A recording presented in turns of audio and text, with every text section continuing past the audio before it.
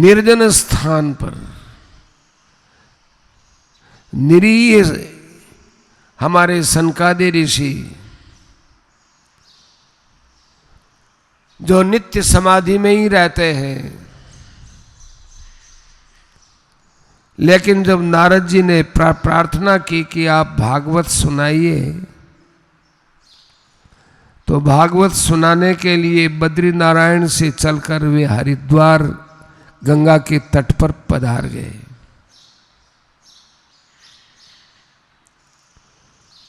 इतना संकेत पर्याप्त था कि नारद जी,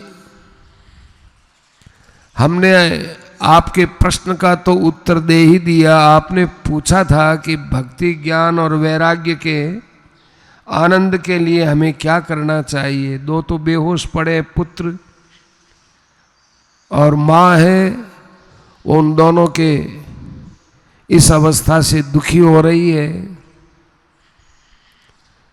तो आपने सटीक उत्तर दे दिया, सप्रमाण उत्तर दे दिया कि श्रीमद् भागवतालाप सतु गीत शुकादि भी, भागवत का श्रवण करवाओ, बस आपका काम पूरा हुआ। लेकिन जब नारद जी ने कहा कि ये सब बातें आपकी बहुत प्रिय लगती है, लेकिन आपसे बढ़कर अब मैं किसको अब वक्ता बनाऊं,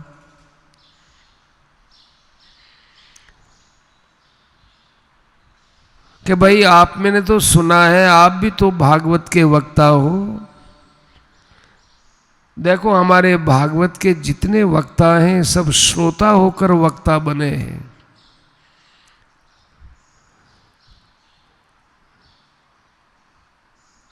वक्ता वही बन सकता है जो श्रोता होता है। सनकादि भी श्रोता थे। सनकादिकों ने संकर्षण भगवान से बड़े प्रेम पूर्वक भागवत की कथा सुनी थी, तब वे वक्ता हुए हैं। कोई सीधा ही वक्ता बना हो ऐसा हमारे भागवत में आया नहीं है। अब भागवत के विषय में तो भागवत का ही प्रमाण लिया जाए।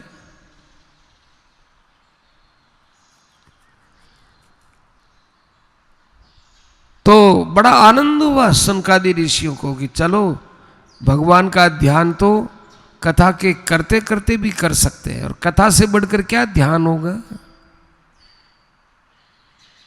कितने लोगों की सेवा होगी, कितने लोगों को शांति मिलेगी। हजारों वर्ष पहले कही हुई कथा आज तक चली आ रही है। उन महापुरुषों के मुखारविंद से अजस्र कथा का प्रवाह चलता रहता है। कब गंगा जी प्रकट हुई थी यहाँ, भागीरथ कब प्रकट हुए थे, आज भी गंगा जी का प्रवाह चल रहा है। तो कथा गंगा का प्रवाह भी अनवरत चलता है, कभी रुकता नहीं है सज्जनों। बीच बीच में तो हम लोग आकर के चड़ू भर करके थोड़ा आचमन कर लेते हैं,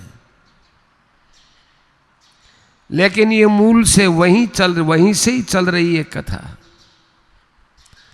सनकादिकों ने देखा कि चलो इतना अच्छा अधिकारी पुरुष कौन मिलेगा। एक तरफ तो नारद जी जैसा महर्षि देवर्षि, और फिर भक्ति, ज्ञान और वैराग्य, तीनों ही वहां हमको और रूपों में मनाने हैं।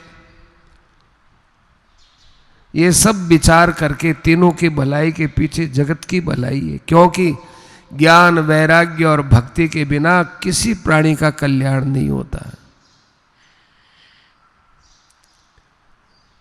या तो भक्ति हो या ज्ञान हो या वैराग्य हो, इनमें भी देखा जाए मुख्यतः इन तीनों में मुख्यतः वैराग्य होता है।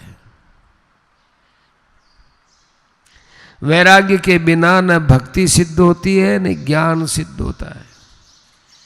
ज्ञान में तो वैराग्य की अत्यंत आवश्यकता होती है। कारण कि भक्ति तो भगवान के सहारे से होती है, तो वैराग्य में कुछ कमी भी रह जाए तो भगवान की वहां पर पूर्ण सहायता रहती है। लेकिन ज्ञान तो स्वयं साधक की साधना पर, निष्ठा पर ही निर्भर है। लोकेस्मिन विविधा निष्ठा पुरा प्रोक्ता मया नघ है। इस विषय में गीता के तात्पर्य को गहन रूप से छानने वाले महापुरुषों ने कहा है कि ये साधक की निष्ठा है, ज्ञान और योग। कि भक्ति भी तो कोई साधन ही तो करता है, साधक ही तो करता है भक्ति का साधन, कि वो भगवान निष्ठ होता है।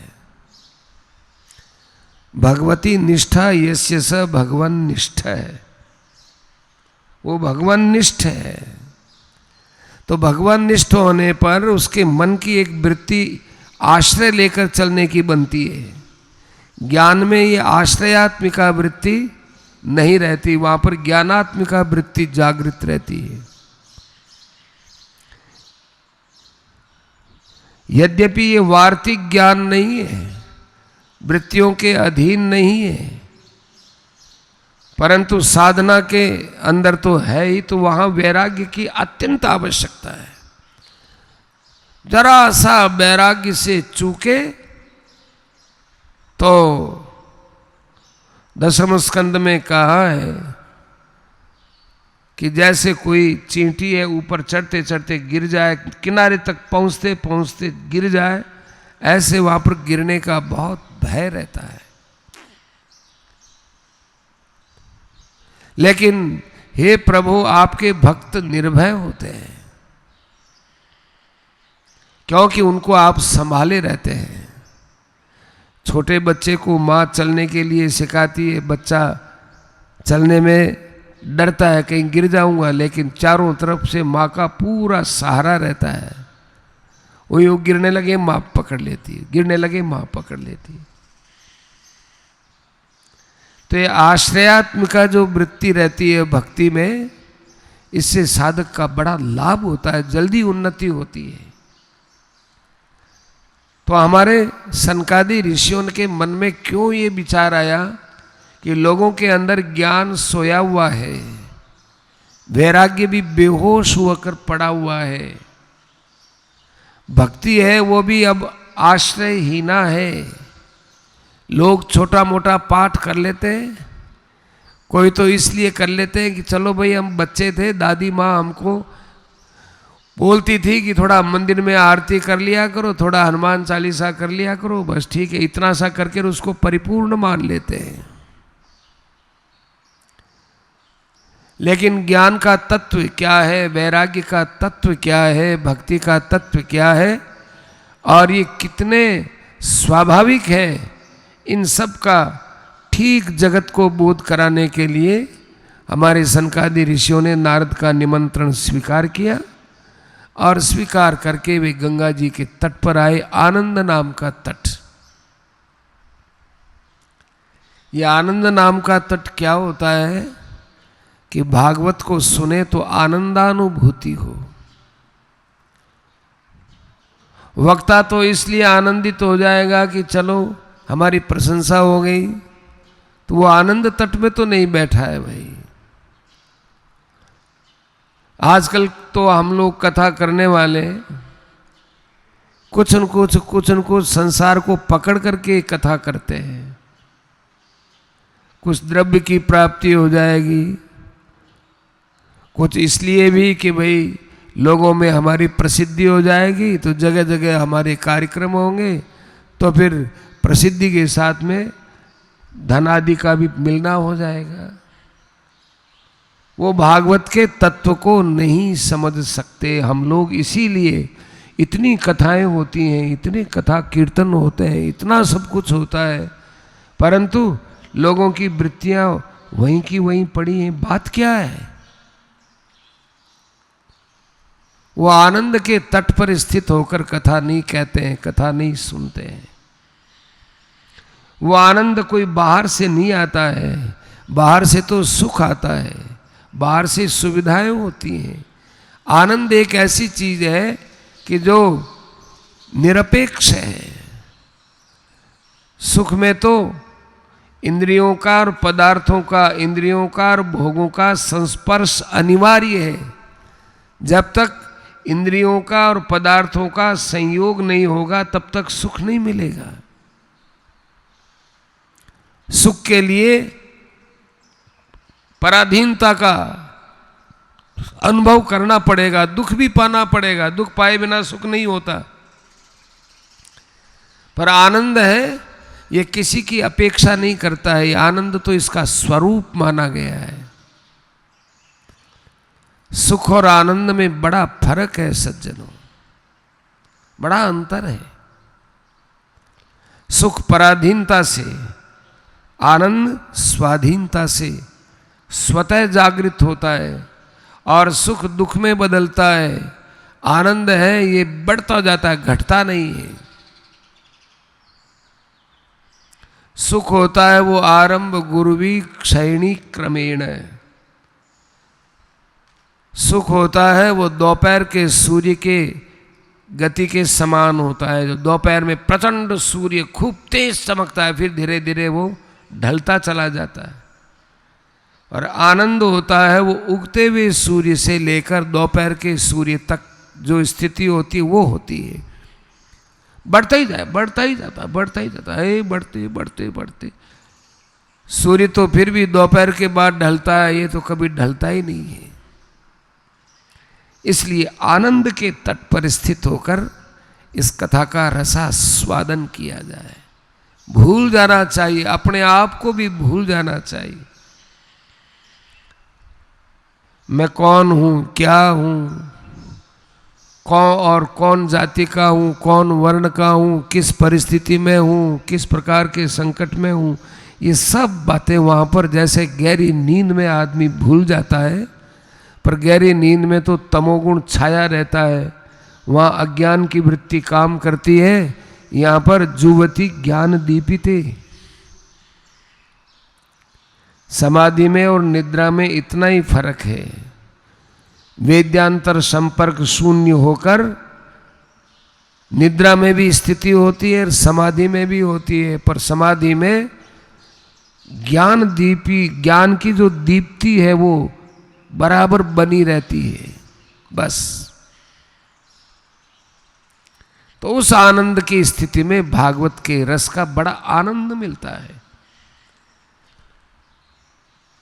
नारद जी के साथ वे गंगा तट पर आए और जो ही वहां आए पता चला, काना फूसी हुई कि भाई यहाँ पर कथा होगी, कथा होगी, कथा होगी।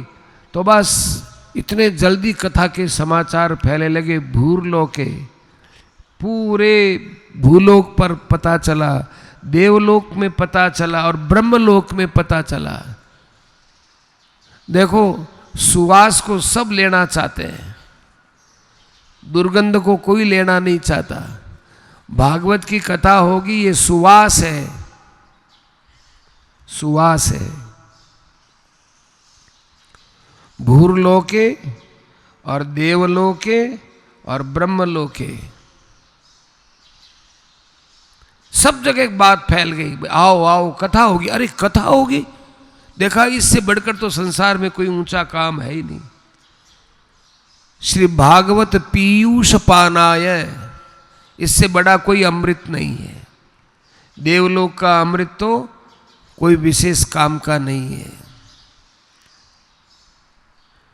देखो, अमृत के निवास कई बताए गए। अब्धौ विधौ वधुमुखे फणिनाम निवासे, स्वर्गे सुधामिति मुधा कवयो वदन्ति, क्षारक्षयात् पतिमृते पतनात् भयाच्च, कंठे सुधा वसिति वै भगवत जनानाम। वास्तविक अमृत कहाँ है? कोई तो कहते हैं समुद्र में, तो उसका दोष है कि समुद्र का पानी खारा है, इसलिए समुद्र में अमृत रहता है, ये बात गले नहीं उतरती। तो विधौ चंद्रमा में है साहब, अमृत है चंद्रमा में, और वास्तव में चंद्रमा की किरणों से ही ये वनस्पतियां पुष्ट होती है, अनाज पुष्ट होता है, जिससे हमको जीवनीय शक्ति मिलती है। बिल्कुल सही है, परंतु चंद्रमा में भी एक डर है, क्या? क्षयात, क्षय। चंद्रमा क्षीण होता है, शुक्ल पक्ष में बढ़ता है, कृष्ण पक्ष में घटता है। इसलिए चंद्रमा में भी पूर्ण अमृत नहीं है। अब्धौ विधौ और पति और वधु मुखे, स्त्री के मुख के अंदर सुंदरता रहती है, उस सुंदरता में अमृत है। क्या भाई वो अमृत सर्वजन सुलभाय नहीं है, वो भी एक पति के पीछे ही रहती है। पति को ही सुख दे सकती है, दूसरे को नहीं दे सकती, सबको नहीं मिल सकता। चलो हटाओ इसको भी। और फणिनाम निवासे, पाताल के अंदर अमृत रहता है। तो पाताल में कहाँ जाए, कैसे जाए, वहां पर गिरने का, पड़ने का कई प्रकार का भय होता है। स्वर्गे सुदाम के, स्वर्ग के अंदर अमृत रहता है कि वहां से गिर जाने का। देखो स्वर्ग का अमृत है ना, ये कितनी जगह गिरा है, 4 जगह गिरा है। उज्जैनी में गिरा है, आपके प्रयागराज में गिरा है, नासिक में गिरा है, हरिद्वार में गिरा है। तभी तो वो कुंभ का मेला होता है। स्वर्गे सुधाम इति मुधा कवयो, वे सब जो अमृत के निवास स्थान बताए सब झूठे झूठे। तो फिर अमृत है तो होता कहाँ है कि कंठे सुधा वसति भगवत जना नाम, कंठे सुधा वसति वही भगवत जना नाम। जो भगवत जन है, भगवदीय पुरुष हैं, भगवान के परम भक्त हैं, जिन्होंने अपने को भगवान को सौंप दिया है, भगवान के परम शरणागत हैं, उनके कंठ में अमृत का निवास है।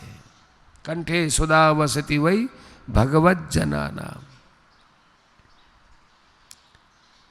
उनकी वाणी में अमृत है। संत महापुरुष यदि कभी कठोरता से फटकारते तो आनंद आता है। पुराने जमाने में तो संत महापुरुष कहीं किसी साधक को सबके बीच में प्रताड़ित करते तो कहते तुम्हारा भाग्य खुल गया। तरसते थे। महापुरुषों का स्वभाव नहीं होता कोई विशेष किसी को फटकार ना करना, स्वभाव नहीं होता, परंतु वे अपने स्वभाव से हटकर कृपा करने के लिए कभी किसी को धमकाते तो समझते कि ओहो हो, इन महापुरुषों की आज बड़ी कृपा हो गई। उनके हृदय में बैठी हुई बात निकल गई। महापुरुषों को देखो क्यों कष्ट होता है। साधक के असाधन से महापुरुषों के मन में क्षोभ होता है कि अरे इसकी क्या दशा होगी। वो उसके असाधन को अपने हृदय में लेकर के और फिर उसको इस ढंग से निकालते हैं कि उसके यहां से भी निकल गया और अपने पास फटकने नहीं दिया। बड़ा ऑपरेशन होता है ये, बड़ा ऑपरेशन। कभी किसी को महापुरुष फटकार देते हो तो समझना चाहिए बस अब ये अवगुण तो हमारा निकल गया, इन्होंने ऑपरेशन कर दिया महापुरुषों ने। इसीलिए तो कहते हैं महापुरुषों का संग करना चाहिए। संग का अर्थ केवल बाहर शरीर का संग नहीं, साथ साथ रहे कि भाई उनके वचनों के साथ रहे, उनके अंदर महापुरुष के पास में और हमारे दोनों के बीच में संबंध करने वाला शब्द ही तो है, उस शब्द से जुड़े रहे। संतों ने कहा फल तरुते टूटा पछे बधे न बिलगे जाए, गुरु वे मुख नहीं नीपजे भावे गोविंद गाय। सत फल तरुते टूटा पछे, फल है वो वृक्ष से अलग हो जाए, लता से फल अलग हो जाए, फिर न तो वो बढ़ता है, और न उसमें स्वाद बनता है। ऐसे ही सत्पुरुषों से बिछुड़ करके कोई देखे कि यार हम तो राम राम ही तो करना, हम तो ऐसे ही राम राम कर लेंगे, ना भावे गोविंद गाय। गुरु वे मुख नहीं नीपजे, भावे गोविंद गाय। ये महापुरुषों की विशेषता होती है, उनके अमृत के साथ जुड़े रहना चाहिए। ऐसी महिमा जान करके वहां पर बड़े बड़े पुरुषों ने कथा में आना चालू किया। देखो वहां पर आपको आश्चर्य होगा, गंगा आदि नदियां उपस्थित हो गई, पुष्कर आदि तालाब आ गए, दंडक आदि वन आ गए। आप देखेंगे नदियां भी आती हैं क्या? नदियां अपना स्थान छोड़ देंगी तो? अरे भगवान कैसे अवतार लेते हैं भाई? भगवान ब्रज में खेलते कूदते, इसका मतलब गोलोक में सब गोलोक खाली हो गया। भगवान सर्वव्यापक हैं और कई अवतार ले लेते हैं तो वो जगह खाली हो गई। साकेत से राम जी रवाना हो गए, दशरथ जी के यहाँ आ गए, अब जो है खाली हो गया। आप तो इस बात को छोड़ो, भगवान राम वन में रहते थे, वन में चले गए। कौशल्या जी पूछती है, सुमित्रा, हाँ बहन, अरे राम वन में गए कि नहीं गए? क्यों आपको भ्रम किस बात से हो रहा है? कि हमें भ्रम इस बात से हो रहा है कि यदि राम यहां नहीं होते, मेरे मन में अपार जलन होती, बहुत जलन होती उसके बिना। तो फिर ऐसा समझो कि नहीं हुई। अरे नहीं हुई तो मैं उसका दर्शन नहीं कर रही हूं। उसको कैसे अपने हाथ से भोजन कराऊं बच्चे को, कैसे उसको गोद में बैठाऊं, कैसे उसको छाती से लगाऊं, कैसे उसका मुखड़ा देखूं। मां है वो बालक को आत्मसात किए रखती एकदम। वो दृष्टि से आत्मसात करती है, स्पर्श से आत्मसात करती है। वो बच्चे को देखती, इतने में मां खुश हो जाती है। तो वो खुशी भी नहीं है। और राम यदि यहां नहीं है तो उसका भयंकर वियोग होना चाहिए, वो भी नहीं है। तो मैं समझ नहीं पा रही हूं कि राम यहां है कि वन में है। सुमित्रा जी ने कहा कि इसका समाधान तो आप ही बताओ बड़ी बहन। तो कहा कि हाँ अब समझ में आया है, वो लीला करने के लिए तो वन में गया है और निराकार रूप से यहां पर विराजमान है। समाधान हो गया। निराकार रूप से तो यहां है और लीला करने के लिए साकार रूप से वो यहां से वन में चला गया है। ऐसे ही गंगा आदि नदियां भाव रूप से वहां पर कथा में उपस्थित हो गई हैं। पुष्कर आदि तालाब, क्षेत्राणि च दिशः और दंडकादि वनानि च नागादयो ययुस्तत्र देव गंधर्व दानवाः, देवता गंधर्व दानव, ये सब वहाँ पर्वत वगैरह सब आए। वहाँ वेदांत आ गया, वेद आ गया, मंत्र आ गए, पुराण आ गए। ये पोथी के रूप में नहीं है, जिन रूप से हम देख रहे हैं उस रूप में नहीं है, ये चिन्मय है। चिन्मय रूप से वहाँ आए। और कौन कौन आए जी? कौन कौन आए? भृगु जी आए, वशिष्ठ जी आए, चवन ऋषि आए, गौतम आए, मेधातिथि आए, देवल आए, देवरात आए, परशुराम जी महाराज आए, शाकल ऋषि आए। अब देखो इन ऋषियों का नाम है ना, इनमें से बहुत से ऐसे ऋषि जो सुखदेव जी के भागवत में भी उनका नाम आता है। व्यास और पराशर जी आए और सुखदेव जी महाराज का एक प्रतिबिंब छाया शुक भी वहां उपस्थित था। छाया शुक, सुखदेव जी महाराज तो देखा जाए तो एक बार ही प्रकट हुए हैं, बाकी वे अपने प्रतिबिंब से ही काम चलाते रहे। छाया शुक है जाजली आए, ये सब अपने पुत्रों सहित, शिष्यों सहित, मंडली सहित सब आए वहाँ। तो ये तो सब आए तो ठीक है, बाकी जंगल भी आए, पर्वत भी आए, ये समझ में नहीं आता कि ये चेतन रूप, भाव रूप से, सब चेतन रूप से वहाँ पर चेतन है ये सब। लोग कहते हैं गंगा जी का पानी है, दूसरा पानी, क्या फर्क पड़ता है? ये मोटी बुद्धि की बातें हैं। गंगा जी के पानी की वैज्ञानिक लेबोरेटरियों में खूब जांच हुई है, परख हुई है, और उसमें अनेक प्रकार के परीक्षण करने के बाद ये बात सिद्ध हो गई कि संसार की जितनी नदियां हैं कालांतर में उनका पानी दूषित होता है, परंतु गंगा जी का पानी किसी भी काल में दूषित नहीं होता। ये वैशिष्ट्य कहाँ से आया? ये भगवत चरण प्रक्षालनात्, भगवत चरण संस्पर्शनात्, इस वैशिष्ट्य को अवधारित किए हुए गंगा जी बहती हैं, सबका कल्याण करती हैं। ये सब भगवान के प्रतिनिधि हैं। जैसे भगवान का संपर्क होते ही कल्याण होता है, ऐसे ही भगवदीय वस्तुओं का संपर्क होते ही बस उससे कल्याण होता है। कई ऐसे थे जो कहे यार हम क्या सुने, हम तो स्वयं सब कुछ जानने वाले हैं। देखो 18 पुराण के रचयिता व्यास जी महाराज सुनने के लिए आए। यहां लिखा है सप्तदश पुराणानि, 17 पुराण लिखने वाले, तो भाई पुराण तो 18 लिखे हैं, तो ये भागवत की महिमा है ना, इसलिए एक पुराण को अलग लिख करके और फिर 17 की परिगणना की। सप्तदश पुराणानि और शस्त्रास्त्राणि, 6 शास्त्र। व्यास जी महाराज से कोई अछूता नहीं है, सबके रचयिता हमारे व्यास जी महाराज हैं।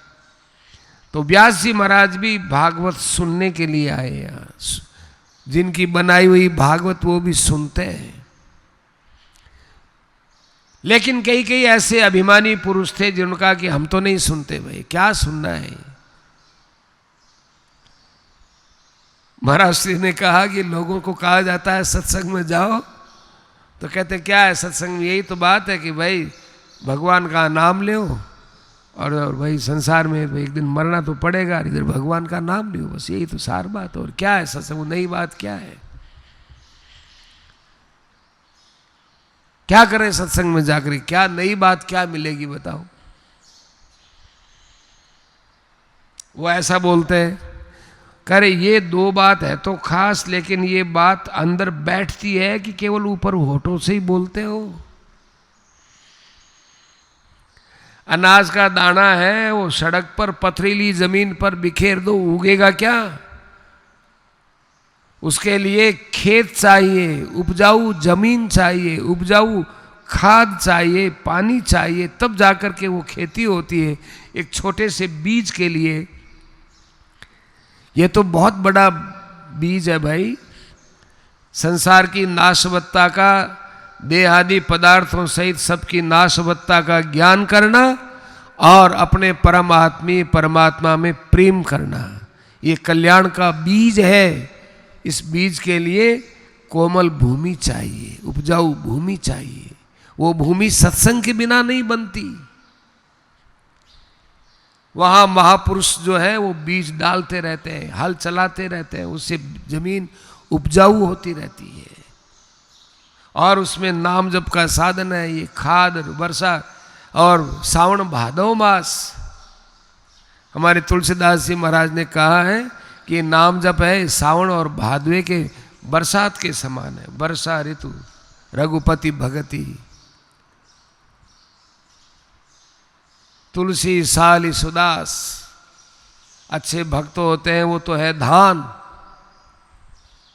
और वर्षा ऋतु और भगवान की भक्ति है, ये वर्षा ऋतु है। तुलसीदास सुदास, और अच्छे दास होते हैं वो धान है।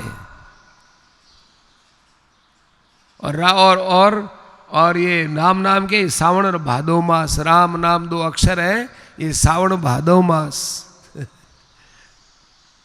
दोनों वर्षा ऋतु।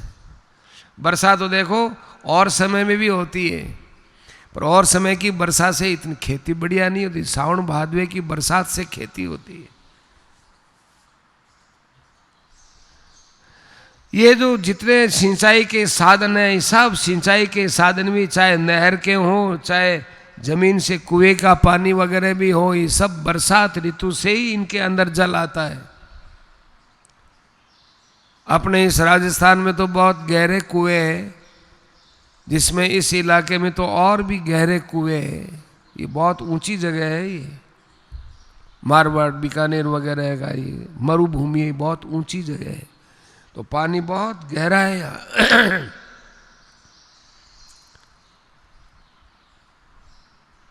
परंतु बरसात का इन कुओं पर भी असर पड़ता है। या जमीन में भी पानी तो ऊपर से ही तो आएगा ना।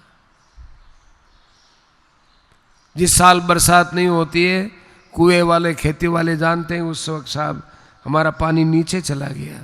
खूब जम करके अच्छी बरसातें होती हैं, हाँ साहब कुएं का पानी ऊपर आ गया। अस्तु, तो इतने मात्र से कि हमको भगवान का तो भजन करना चाहिए, संसार की नाशवत्ता का ज्ञान नहीं तो हम जानते हैं, क्या करें जान करके। तो भाई भूमि उपजाऊ नहीं है, बीज चाहे तुम लिए लिए फिरो, इन बीजों से खेती नहीं हो सकती। ऐसे ही कहने के लिए तो हम लोग बोल देते हैं, लेकिन अपनी जमीन को, अपने हृदय को उपजाऊ नहीं बनाया। उपजाऊ बनाने के लिए सत्संग की बड़ी आवश्यकता है। भृगु जी महाराज ने सबको डांट फटकार करके कहा कि आओ आओ, इतना क्या तुम्हारे में गौरव हो गया, इतना अभिमान किस बात का, किस बात का अभिमान है कि हमारे पास धन बहुत है साहब, क्या करें हम वहां जाएं तो वहां पर बैठने की जगह कहाँ मिलेगी।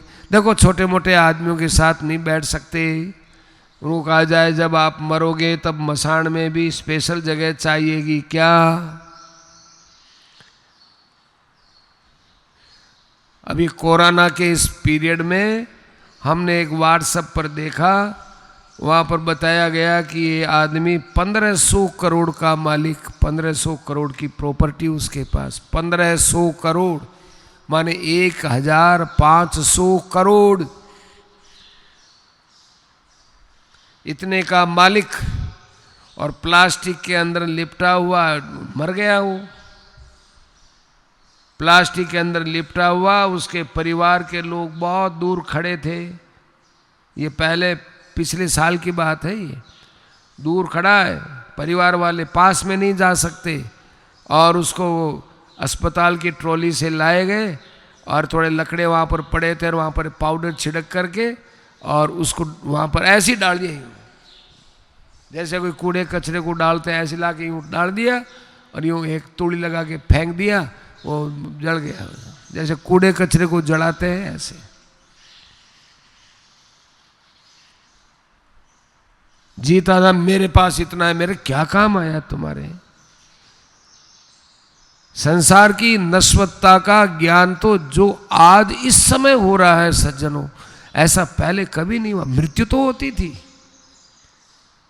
लेकिन जलाने के लिए भी परेशानी।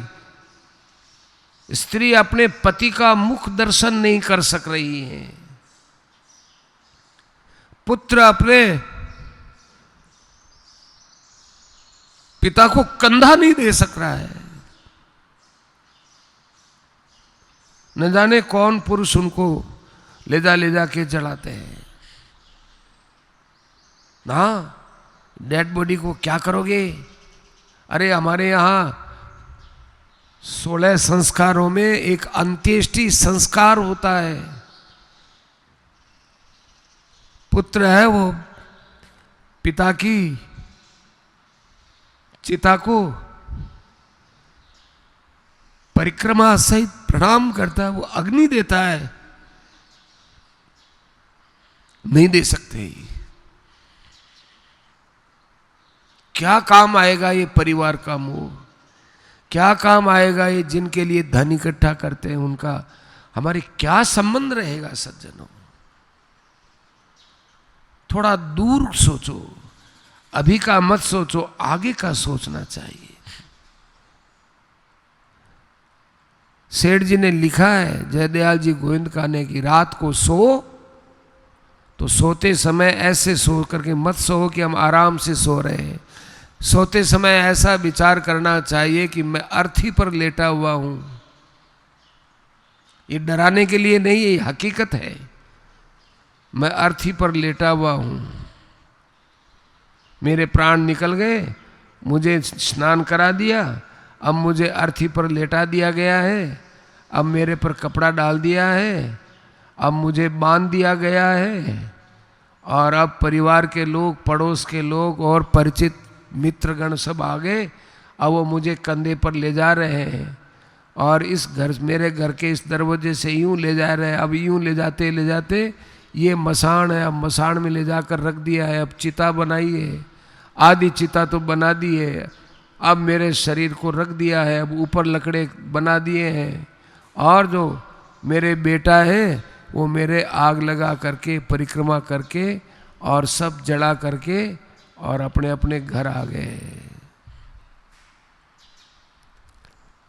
देखो, इस दृश्य को हम लोग तो नहीं देख पाएंगे, मरने वाला तो नहीं देख पाता, लेकिन वो पहले से ही यदि इस बात का चिंतन करके रहे कि भाई ऐसे हमको तो जला देंगे लोग, तो सज्जनों, जिसके अंदर ऐसा वैराग्य जागृत रहेगा, वो क्यों यहाँ संसार में अन्याय करेगा? किसके लिए करेगा? अन्याये नार्जितम वित्तम 10 वर्षाणि तिष्ठति। यह अधिकतम सीमा है। अन्याय से आप पैसा इकट्ठा करोगे तो ज़्यादा से ज़्यादा वो 10 वर्ष तक आपके पास रहेगा। प्राप्ते त्वेकादशे वर्षे समूलंच विनश्यति। 11 वर्ष के आते आते तो वो एकदम नष्ट हो जाएगा। समूलंच विनश्यति। हम अभी का सोचते हैं, हमारे ऋषि मुनि आगे का सोचते हैं। 3 प्रकार का ज्ञान बताया है महापुरुषों ने। एक तो 3 अंगुल का ज्ञान, एक 3 हाथ का ज्ञान, और एक 3 जन्म का ज्ञान। 3 अंगुली का ज्ञान क्या होता है? ये भोगियों का ज्ञान होता है। ये जीव हमारी 3 अंगुल की है। मीठा खाओ, मीठा खाओ, मीठा खाओ, क्या रे खूब आए, बड़ा अच्छा मीठा खाओ, ये जीव को अच्छा लगे। जीव से ये हटते ही मीठा और फीका और सब एक हो जाते हैं। 3 अंगुल का ज्ञान है ये। अच्छा देखेंगे, अच्छा सूंघेंगे, ये सब 3 अंगुल का ज्ञान है। भोग प्रधान ज्ञान होता है, भोग प्रधान विचार होता है, वो केवल 3 अंगुल की अंदर सकुड़ जाता है, संकुचित हो जाता है, सिकुड़ जाता है। उससे ऊंचा ज्ञान होता है वो 3 हाथ का ज्ञान। ये शरीर है 3 हाथ का। जो शरीर के अनुकूल होगा उसको हम स्वीकार करेंगे, जो शरीर के लिए प्रतिकूल होगा वो हम स्वीकार नहीं करेंगे। चाहे जीभ को मीठा लगे चाहे न लगे, शरीर के लिए यदि वो मीठा अच्छा नहीं है तो नहीं लेंगे। डायबिटीज है, नहीं लेंगे भाई। या कोई भी कुपथ्य है, जीभ को अच्छा लगता है लेकिन शरीर के लिए खराब है तो वो नहीं लेंगे। समझदार आदमी होगा, वो साधक कहलाता है। क्योंकि ये मानव जीवन हमको बड़ी दुर्लभता से मिला है, इसको भोग विलास में खत्म कर देना ये कोई बुद्धिमानी थोड़ा ही है। खाने में, पीने में, चटोरेपन में, शौकीनाई में खत्म कर देना, भोगों के भोगने में खत्म कर देना, ये भगवान की दी हुई धरोहर है भाई। इससे हमको तो भगवान का भजन करना है, दीन दुखी की सेवा करनी है। इसलिए ये 3 हाथ का जो ज्ञान होता है ये समझदारी का ज्ञान है। लेकिन इससे आगे एक ज्ञान और होता है, वो 3 जन्म का ज्ञान होता है कि पहले हमारा कल्याण नहीं हुआ।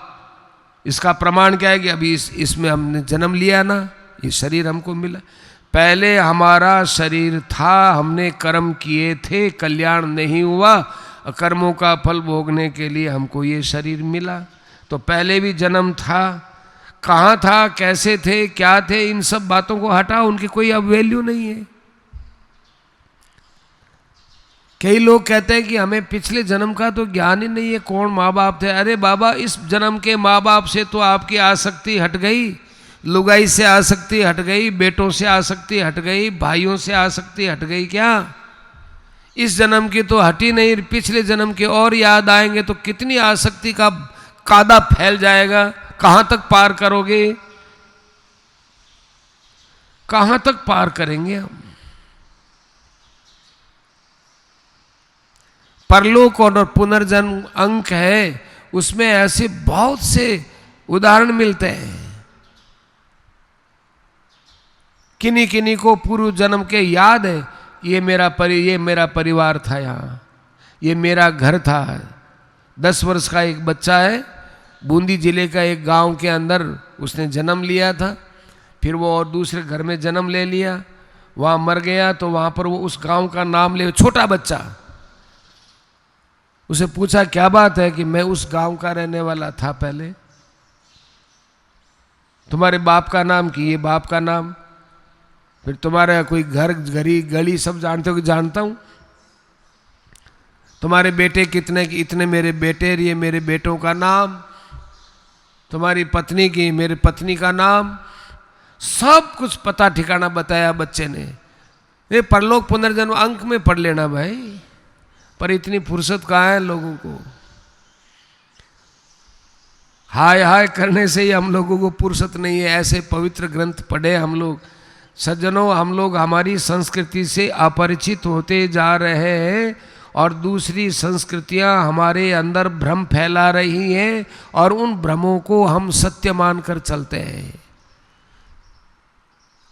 आज के हम हिंदू धर्म के नवयुवकों से बड़े प्रेम से ये प्रार्थना करते हैं कि भाई आप अपने धर्म के गौरव को समझो और पढ़ो, कुछ समय इधर भी निकालो, अपने धर्म का गौरव समझो। यदि हम अपने धर्म की रक्षा करना चाहते हैं तो धर्म की रक्षा धर्मानुष्ठान से होगा। अपने धर्म पर हम दृढ़ रहेंगे, उसका पालन करेंगे, उसके अनुसार व्यवहार करेंगे। वो अनुष्ठान किसी तलवार से मरने वाला नहीं है। उसी का सुपरिणाम है कि जितना अत्याचार इस पृथ्वी पर हिंदू धर्म पर हुआ, उतना सत्य सनातन धर्म के अतिरिक्त और किसी धर्म पर नहीं हुआ। लेकिन आज भी ये हमारा सत्य सनातन धर्म जीवित है। अच्छे अच्छे चिंतकों का ये कहना हुआ है कि ये देखो, सनातन धर्म इसको बोलते हैं जो कभी नष्ट नहीं हो सकता। अनुष्ठान नहीं करने वाले मिले हैं। आज हम धर्म पर केंद्रित नहीं है, ये बात तो है, पर हमारा धर्म नष्ट नहीं हो सकता। धर्म किसी हालत में नष्ट नहीं होगा। हमारे व्यक्ति नष्ट हो जाएंगे, व्यक्ति तो मरते ही है। जितनी तलवारें सत्य सनातन हिंदू धर्म ने खाई है, इतनी तलवारें किसी भी धर्म ने नहीं खाई। परंतु हमारा धर्म ज्यों का त्यों सुरक्षित है। यदि इतना कोई दूसरा धर्म अत्याचारों को सहता तो शायद वो मिलता ही नहीं, क्योंकि वो सनातन धर्म नहीं है। हमारे मूल में बताया था कि मूल में भगवान है। भगवान नष्ट होंगे तो राम मरे तो मैं मरूं, नहीं तो मरे बलाए। अविनाशी का बाल का मरे न मारा जाए। राम मरे तो मैं मरूं। जिस दिन भगवान मरेंगे तो मैं मरूंगा, जिस दिन भगवान मरेंगे तो हमारा धर्म मरेगा। लेकिन भगवान कभी मरते ही नहीं, तो हमारा धर्म भी कभी समाप्त होगा ही नहीं। परंतु इसका अर्थ ये नहीं है कि हमारा धर्म तो सनातन है, कभी नष्ट नहीं होता। हम चाहे जैसा ही आचरण करें, चाहे जैसा करें, तुम्हारे अंदर से नष्ट हो जाएगा। तत्वतः तो नष्ट नहीं होगा, तुम्हारे अंदर नष्ट हो जाएगा। जैसे हमारी आत्मा कभी नहीं मरती, लेकिन कोई आदमी के मन में भय, मैं मर जाऊंगा, हाय मैं मर जाऊंगा, हाय रे मैं मर जाऊंगा, हाय मैं मर जाऊंगा, तो वो आदमी मरेगा। और कोई कहे नहीं मैं कहां मरता हूं बाबा, मैं नहीं मरता, मरता शरीर, मैं नहीं मरता। अविनाशी का बाल का मरे न मारा जाए। एक बीमार थे, बड़े डॉक्टरों ने कह दिया कि अब ज़्यादा दिन नहीं जिएंगे, इनको किसी से मिलाना हो तो मिला दो। उस रोगी ने कहा कि हमको तो भाई एक महात्मा जी में निष्ठा है, उनको बुला दीजिए। बुलाया, महात्मा जी आए। महात्मा जी ने कहा देख भाई, डॉक्टरों की दवाई वगैरह तो लेते हो, वो लेते हो, एक दवाई मेरी भी ले लो, एक दवाई मैं भी देता हूं। कि देव महाराज, कि देखो मेरे पास कोई पुड़िया उड़िया नहीं है, मैं तो एक आपको ऐसी दवाई देता हूं, वैचारिक दवाई, कि बस महाराज आप जो भी देंगे। तो भाई देखो, शरीर मरेगा, मैं नहीं मरूंगा, मेरे पास रोग है ही नहीं, रोग शरीर तक सीमित है, और शरीर से मैं न जाने कितना दूर हूं। संसार में दूर से दूर जो वस्तु है उतना ही दूर शरीर है। आकाश में तारे वगैरह जितने दूर है उससे कम दूर शरीर नहीं है, शरीर भी उतना ही दूर है। मेरे पास कहाँ कोरोना है, मेरे पास कहाँ बाबा कैंसर है, मेरे पास कहाँ बीमारी है, मेरे पास कुछ आ ही नहीं सकती। ये शरीर का धर्म है, मेरा धर्म है ही नहीं। सज्जनों, माताओं, बहनों, उस समय वो दवाई उसने ऐसे मन से स्वीकार कर ली। देखो विपरीत परिस्थिति में एक बात है, ज्ञान की बात अंदर बहुत बढ़िया बैठती है। सत्संग की बातें आजकल के इस भयावह वातावरण में जो अच्छे ढंग से बैठती है, ऐसे पहले नहीं बैठती। सब प्रकार की अनुकूलता हो, व्यापारिक अनुकूलता हो, और खूब आना और जाना और खूब है, तो वहाँ पर हाँ वो तो ठीक होता है, सत्संग होता है, ठीक, हाँ हाँ सब होता है सत्संग, हम जानते हैं सत्संग होता है। लेकिन आज कहीं आ नहीं सकते, जा नहीं सकते, दुकान वगैरह सब बंद है, लॉकडाउन लगा हुआ है, और इधर क्वारंटाइन में है, आइसोलेटेड है, और इतने परिवार में कुछ ऐसा हो गया, कुछ ऐसा हो गया, अब विवाह शादी में ज़्यादा लोग हो नहीं सकते। ऐसे वातावरण में सत्संग के बातें बहुत बैठती, अच्छे ढंग से बैठती है। जैसे बरसात से पहले गर्मी का होना जरूरी है, बिना गर्मी के बरसात नहीं होती, और वर्षा ऋतु अच्छी भी नहीं लगती। खूब बढ़िया गर्मी तपती है, फिर वर्षा ऋतु होती है। थोड़ी वर्षा में बहुत अच्छा अनाज होता है, थोड़ी वर्षा में भी। ऐसे ही ऐसे समय में किया हुआ सत्संग, थोड़ा भी सत्संग है वो बहुत जमता है।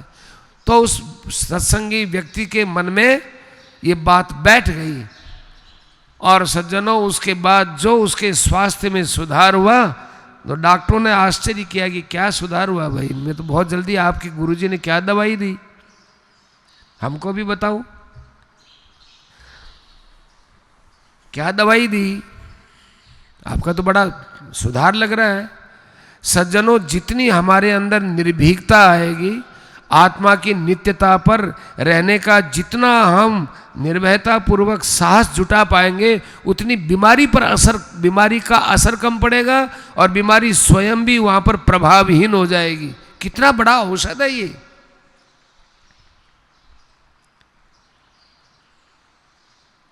कोई ये मान ले कि मेरे अंदर कोरोना कैसे आएगा भाई, मैं शरीर से बहुत दूर हूं, मरेगा तो शरीर मरेगा, मैं नहीं मर सकता। न जायते म्रियते वा कदाचित नायम भूत्वा भविता वा न भूय, अजो नित्य है शाश्वतो यम पुराणो। ये गीता हमको आइडेंटिटी कार्ड दे रही है कि तुम कभी जन्मे नहीं थे, तुम कभी मरने वाले नहीं हो, तुम घटते बढ़ते नहीं हो, तुम वैसे के वैसे ही हो, तुम पुराण हो, अज हो, नित्य हो, शाश्वत हो। शरीर के मरने पर भी तुम नहीं मरोगे, तुम्हारी अमरता को कोई तलवार, कोई बंदूक, कोई गोली, कोई शक्ति छीन नहीं सकती। अदायोयम अक्लेद्यो अशोष्य एव च अच्छेद्योयम अचिंत्योयम अविकार्योयम उच्यते नित्य है सर्वगत स्थाणु रचलोयम सनातन है नैनम छिन्नन्ति शस्त्राणि नैनम दहति पावक है। कितना सुंदर आइडेंटिटी कार्ड भगवान ने दिया है। इतने पर भी हम हाय हाय करते रहे, साहस नहीं जुटा पाए, तो भाई उसका कोई उपाय नहीं है। देखो कायर आदमी लाखों बार एक दिन में मरता होगा, साहसी आदमी अमर होता है, वो एक बार भी नहीं मरता, एक बार भी नहीं मरता। अस्तुतावत श्रीमद् भागवत का वहां बड़ा सुंदर आयोजन किया गया। वहां प्रमुख श्रोता थे नारद जी महाराज और प्रमुख वक्ता थे सनकादि ऋषि। आश्चर्य है, देखो 4 वक्ता 1 श्रोता, मुख्य श्रोता, बाकी तो बहुत थे ही। कहते 4 वक्ता कैसे बोलते हैं? तो भाई इस बात को यदि समझना है तो हम आपको भागवत के 10वें स्कंद के 87वें अध्याय में प्रमाण सहित बता सकते हैं। वहां लिखा है कि एकम प्रवचनम चक्रुः, एकम प्रवचनम चक्रुः। अब देखो 4 जने हैं तो एक प्रवचन करेंगे, 4 जने ही तो करना चाहिए। एकम प्रवचनम चक्रु कैसे होगा? अपि चक्रु प्रवचनम एकम शुश्रूषवे अपरे। चारों ही वक्ता हैं और बोली इनकी एक है, एक ही बात बोलते हैं। एकम प्रवचनम चक्रुः, 4 जनों में एक ही बात बोली जाती है, उसमें प्रवचन एक ही होता है और 3 सुनने वाले। अब 3 में से कभी कोई बोल दे, कभी कोई बोल दे, कभी कोई बोल दे, तो जो बोलेगा बाकी सब श्रोता कहना नहीं नहीं वही श्रोता है और वही वक्ता है। दिखने में 4 हैं। अस्तु तावत। तो सनकादि ऋषि वहां पर सबसे पहले भागवत की बड़ी सुंदर महिमा बताते हैं। देखो ऐसा एक श्लोक बोल दिया कि वह एकदम आत्मा तृप्त हो जाए। खूब भयंकर प्यास लगी और कोई एक गुटका जल का पिला दे तो वो मरने से बच जाता है। उन्होंने कहा कि सदा सेव्या श्रीमद् भागवती कथा यस्याः श्रवण मात्रेण हरिश्चित्तम समाश्रयेत। भागवत को नित्य पढ़ो। भागवत को सुनने मात्र से देखो कितनी छूट दी है। सुनने मात्र से हरिश्चित्तम समाश्रयेत, भगवान हमारे चित्त में आकर विराजमान हो जाते हैं। हमारे चित्त में भगवान विराजमान हो जाते हैं। देखो भगवान तो हमारे चित्त में विराजमान है ही। कोई बाहर से आते हैं, कोई कान से कि नाक से कि मुख से, किधर से भगवान आते हैं भाई? कि भाई ये जो प्रवेश है ना, भगवान पहले से ही हमारे अंदर विराजमान है। तो पहले से ही विराजमान परमात्मा का अपने में अनुभव होता कि ओहो ये परमात्मा हमारे अंदर आत्मा रूप से पहले से ही है। आत्मा की नित्यता का ज्ञान होता है। ये आत्मा ही परमात्मा का स्वरूप है। यस्याः श्रवण मात्रेण हरिश्चित्तम समाश्रयेत।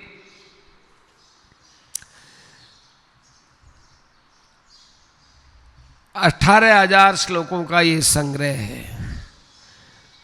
सज्जनों इसमें 18,000 का क्रम बैठ नहीं रहा है। इसमें बहुत प्रकार के उपाय देखे जाएंगे तब। इसमें पूरे श्लोक जो है वो बैठ रहे हैं 14,099 श्लोक। जो वर्तमान में भागवत है इसके एक एक श्लोकों को गिन गिन करके देखा है तो ये 14,099 श्लोक है अभी। फिर 18,000 सब जगह कैसे लिख दिया, तो वो भी झूठा नहीं है। सब श्लोकों के अक्षरों को गिन करके, चाहे वो किसी भी छंद में हो, या शार्दूल विक्रीडित छंद भी है, शिखरिणी भी छंद है, आर्या छंद भी है, और भी कई प्रकार के छंद हैं। उन सब छंदों के जो जो श्लोक हैं, उन श्लोकों को लेकर 32 का भाग दे, अनुष्टुप का भाग देवे। अनुष्टुप के अनुसार, अनुष्टुप में 32 अक्षर होते हैं, 8 चौक 32। इंद्र वर्जा, उपेंद्र वर्जा, इनके 11 अक्षर। तो 44 अक्षर वो है और 32 अक्षर वो है। ऐसे इंद्र वज्रा के, उपेंद्र वज्रा के श्लोकों का अंक देख करके ना, श्लोकों के अक्षरों अक्षरांक देख करके हर एक छंद के लेकर के फिर उसमें 32 का भाग देते हैं और उवाच्य को मिलाते हैं, तब जाकर के 18,000 होते हैं।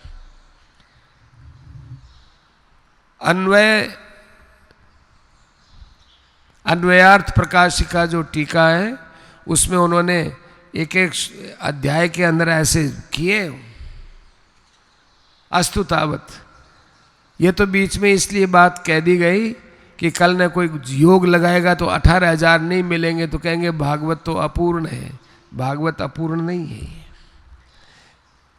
खास बात क्या बोलते हैं कि परीक्षित सुख संवाद है। इसमें परीक्षित और सुखदेव का संवाद है। व्याकरण का एक नियम है सज्जनों, द्वंद्व समास में पूर्व पद में किसको रखा जाए, तो कई नियम है। उसमें एक नियम आता है अल्पाचतरम, जिसमें अल्प अच होते हैं उसको पहले रखा जाता है, जिसमें अच कम हो। अब परीक्षित में पै में अ, रे में ई, क्षय में ए, क्षय में ई, परीक्षी, ये 3 स्वर आते हैं।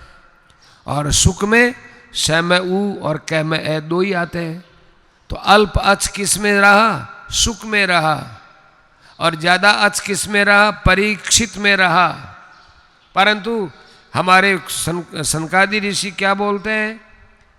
परीक्षित सुख संवाद है। कि महाराज ऐसा क्यों लिखा आपने? आप सुख परीक्षित संवाद भी लिख सकते थे, छंदोभंग तो हो नहीं रहा है, तो परीक्षित को आपने पूर्व पद में क्यों रखा? वो इसलिए रखा है कि इसमें परीक्षित की प्रधानता है, उसकी लगन की प्रधानता है, उसकी प्रधानता है ये। और भगवत गीता में भगवान की प्रधानता, इसलिए भगवत गीता कहते हैं उसको। कृष्णा, उसको अर्जुन कृष्ण गीता नहीं कहते, कृष्णा अर्जुन गीता भी नहीं कहते, उसको भगवत गीता बोलते हैं। कि भगवत गीता में भी तो जब तक अर्जुन भगवान के सामने व्यथित होकर आत्म कल्याण के लिए नहीं कहे थे, तब तक भगवान ने गीता कहाँ सुनाई? इतने साथ रहते थे, घुल मिल के रहते थे, गलबलियाँ रहते थे, गलबंदियाँ, वह गले में वो ऐसे अभिन्न मित्र, हरदम साथ में रहना। स्वयं गीता में ही अर्जुन कहता है, सखेति मत्वा प्रसवम यदुक्तम, हे कृष्ण हे यादव हे सखेति, मैं आपके साथ ऐसा सखा के, तू उधर से रख, मैं इधर कह, तो तू अकेला ही खाएगा क्या? तू अकेला ही ऐसे देख, कृष्ण तेरी चपलता नहीं छूटी, ऐसे ऐसे मैं आपको बोलता था हे भगवान। उस समय ही भगवान बैठ के कहते, अरे देख अर्जुन, तेरे को गीता सुना दूं, तेरे कभी काम आएगी। कि ज्ञान एक ऐसा है कि जिसमें अंदर में लालसा नहीं होती, जब तब ज्ञान ठहरता नहीं है। अंदर में लालसा हो, ज्ञान की पिपासा हो। जल का स्वाद कब अच्छा लगता है? जब खूब प्यास लगी हुई हो। भोजन का स्वाद कब आता है? जब भूख लगी हुई हो, उस समय भोजन का स्वाद आता है। और वही रसमय होता है भोजन। जबरदस्ती खा लेते हैं, आजकल क्या बताएं, न तो लोगों को खाना आता है, न पीना आता है, न पहनना आता है। भोजन का समय क्या है, दोपहर को 2-2:30 बजे के बाद भोजन करेंगे। और फिर तो साहब रात्रि में तो ये 11, 11:30 बजे बैठ करके भोजन करेंगे, 11:30 बजे। सुबह बस थोड़ा सा नाश्ता कर लेते हैं, उसके बाद फिर दोपहर में खाएं, फिर रात को खाते हैं, फिर दिन में चाय पी लेते हैं, फिर कचौड़ी खा लेते हैं, फिर ये कर लेते हैं, फिर कहते हैं हम बीमार होते हैं। आदमी जितना बीमारी से बीमार नहीं होता, उतना कुपथ्य खाने पीने की गड़बड़ी से बीमार होता है। पथ्ये सती गदार्थस्य किम करोति औषधम। यदि पथ्य है तो उसके लिए दवाई क्या काम करेगी, और जिसके पथ्य नहीं है कितनी दवाइयां खाते रहो, कोई काम नहीं आएगी। पथ्ये सति गदार्थस्य किम औषधम। और पथ्ये असति, और पथ्य नहीं रखता है और वो रोगी है, तो दवाई उसकी क्या काम करेगी। उसके तो दवाई लेने की जरूरत नहीं, पथ्य में रहने वाले को। बहुत सी बीमारियां हमारी खाने पीने की गड़बड़ी से ही होती है। सात्विकता तो समाप्त हो गई, खाने पीने में सात्विकता, जीवा के चटोरेपन से। आजकल तो फास्ट फूड न जाने क्या क्या फूड करने लग गए, बहुत तो हमको तो पता नहीं है, परंतु इनके अंदर ऐसी ऐसी चीजें डाली जाती है, क्या कहें। हमसे ज्यादा तो आप लोग जानते हैं। खाना नहीं आता, पीना नहीं आता, खड़े खड़े पानी पिएंगे, खड़े खड़े रहेंगे। सोना नहीं आता, कहाँ हम धर्म का पालन करेंगे। कपड़ा पहनना नहीं आता, किस दिशा में पैर होने चाहिए, किस दिशा में सिर होना चाहिए, ज्ञान ही नहीं है। पूर्व की तरफ सिर हो या दक्षिण की तरफ सिर होना चाहिए। वो कमरे के अंदर अपना पलंग कैसे सेट होता है, उसके अनुसार कोई दिशाओं का ज्ञान नहीं। कोई वैसे बस बना ले, आशा वैसे बना लो तो वहां ऐसे सो जाएंगे, इधर इधर टॉयलेट है, इधर ये है, इधर वो है। तो सोना नहीं आता। अब ये नहीं देखते कि भाई ये जो हमारे 2 चक्र चलते हैं पृथ्वी के नीचे, यूं चक्र चलते हैं, वो चलता है एक चक्र दक्षिण से उत्तर की तरफ, एक चलता है पूर्व से पश्चिम की तरफ। उसके विपरीत नहीं होना चाहिए। उसके विपरीत हम चलते, उस चक्र, उन गुप्त चक्रों का हमारे पर असर पड़ता है। अस्तु तावत। तो सदा सेव्या श्रीमद् भागवती कथा यस्याः श्रवण मात्रेण हरिश्चित्तम समाश्रयेत। तो परीक्षित और सुख का इसमें संवाद है। क्या करें, ज्यादा शास्त्र कितने ही पढ़ लो, लेकिन जब तक भागवत शास्त्र नहीं पढ़ा तब तक आपको मुक्ति का मार्ग, सही मुक्ति का मार्ग मिलने वाला नहीं है। कितने ही तीर्थ जा लो, कितने ही, देखो ये तीर्थ वगैरह का खंडन नहीं है। संतवाणी में भी कभी कभी आता है कि क्या करोगे तीर्थ में, क्या करोगे उसमें, तो लोग कहते हैं तीर्थों का खंडन करे। अरे संतों का तात्पर्य समझना चाहिए। हम केवल गंगा जी में डुबकी लगा करके उतने में ही संतोष कर लेते हैं। वहां पर भगवान के लिए कोई पाठ, पूजा, नित्य नेम, उपासना और अपने व्यवहार में शुद्धि, ये सब विचार ही नहीं करते। इसलिए शास्त्रों में कहा गया है कि देखो ऐसे गंगा जी में स्नान करने से, गया जी में पिंड देने से, काशी पुष्कर में स्नान करने से लाभ नहीं है, इतना लाभ नहीं है। अब हर एक आदमी काशी नहीं जा सकता, हर एक आदमी गंगा जी नहीं जा सकता, उसकी मुक्ति नहीं होगी क्या? कि हो सकती है। मुक्ति की इच्छा होनी चाहिए, भागवत आदि शास्त्रों का ज्ञान होना चाहिए। भागवत और भगवान ये दोनों एक हैं।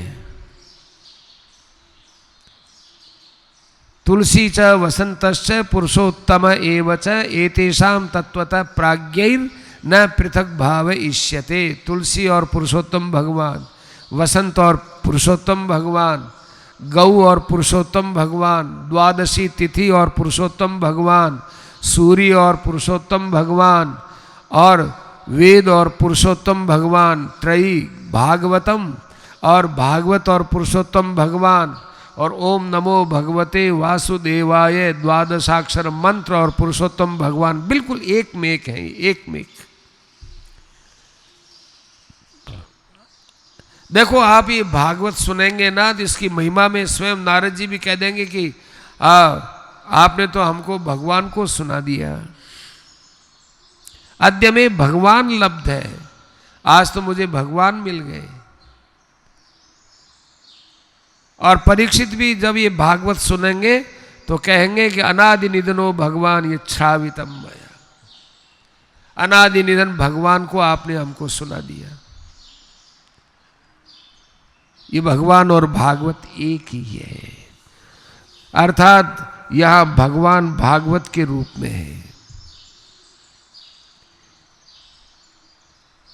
और कोई भागवत सुनते सुनते परम गति को प्राप्त होता है तो ऐसा जो जीव होता है उसकी व्यवस्था स्वयं भगवान करते हैं।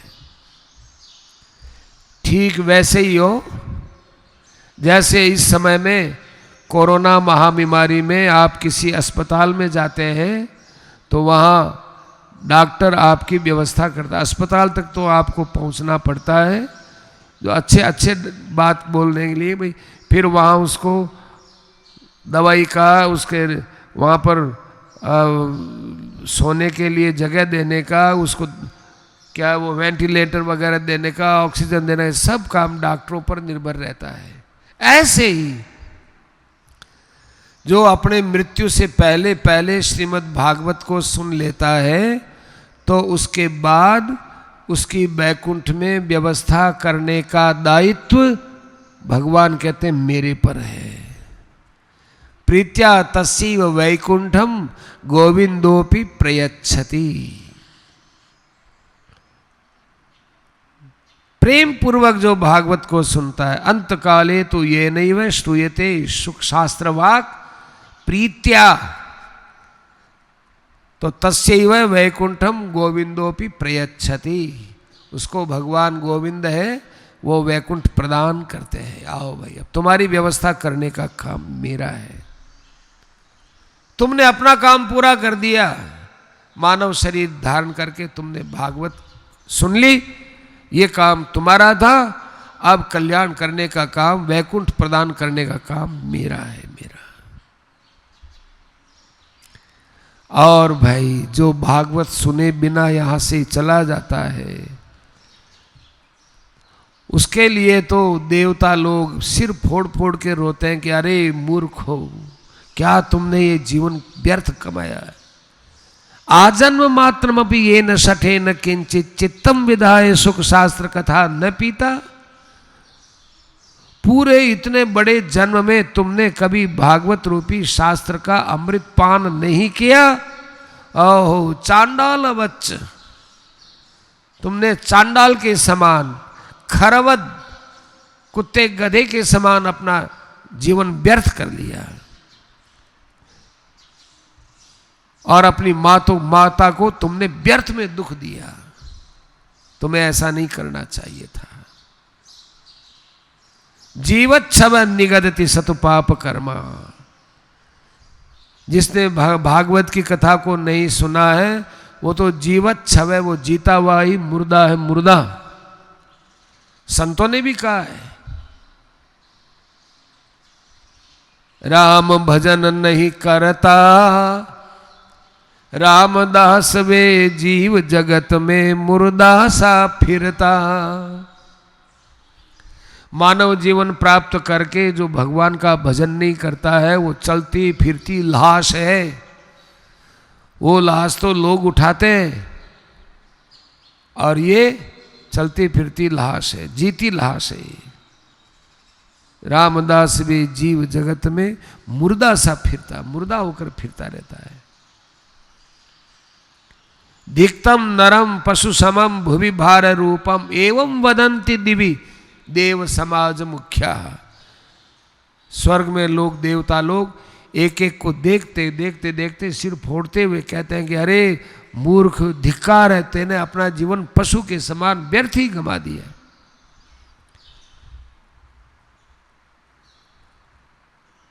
व्यर्थ गंवा दिया। कई तो पशु भी अच्छे हैं, कई पशु भी अच्छे हैं। एक संत ने कहा कि भाई एक कुत्ता था, एक कुत्ता रोज भागवत में आके बैठता था। कहीं की बात है कोई? वो रोज भागवत में बैठता और जिस दिन भागवत पूरी हुई उस दिन वो वहीं पर मर गया, वहीं पर ही मर गया। कथा होती थी वहीं पर मर गया वो। अब कैसे, क्या कोई संयोग कह दो, कुछ भी कह दो, लेकिन भाई वो भागवत के समय आकर बैठता था, किसी को भूखता कूदा नहीं, एक तरफ बैठता था, रोज आता था, मर गया। उसी दिन महाराज जब भागवत पूरी हुई उधर उसका प्राण पूरे हो गए। हम तो कहते हैं हम लोगों से तो ऐसा आदमी, ऐसा कुत्ता भी अच्छा है। महाराज श्री तो यहां तक कहते थे कि जो व्यक्ति आत्म कल्याण में नहीं लगते हैं उनको पशु के समान कहा जाए तो पशु कहते हैं कि जी आप हमारा अपमान करते हो, हमारे समान क्यों बोलते हो? हम तो हमारा कर्मफल त्याग करके मनुष्यता की तरफ आ रहे हैं, और ये मनुष्य बना हुआ हमारी श्रेणी में आ रहा है। देखो हम तो नीचे से ऊपर जा रहे हैं और ये ऊपर से नीचे आ रहा है। बताओ तो हमारे समान कहाँ हुआ? ये हमसे भी नीचा गया बीता है। पशुओं ने कहा आप हमारे इंसल्ट करते हो, हमारा अपमान करते हो, हमारा अपमान है। आप हमको पशुओं के बराबर, इनको पशु हमारे बराबर क्यों बताते हो? हम तो हमारी पशु योनि काट करके कभी मनुष्य जन्म की तैयारी में लगे, और ये मनुष्य जन्म प्राप्त करके पशु योनि की तैयारी कर रहा है, तो हमारे बराबर ही कहाँ हुआ? ये तो हमसे बहुत नीचा हुआ। कोई जवाब नहीं है इसका।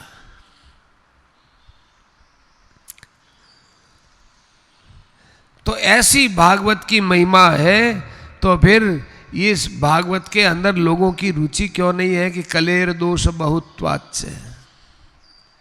एक तो क्या है कि लोग अपने मन के अधीन बहुत हो गए।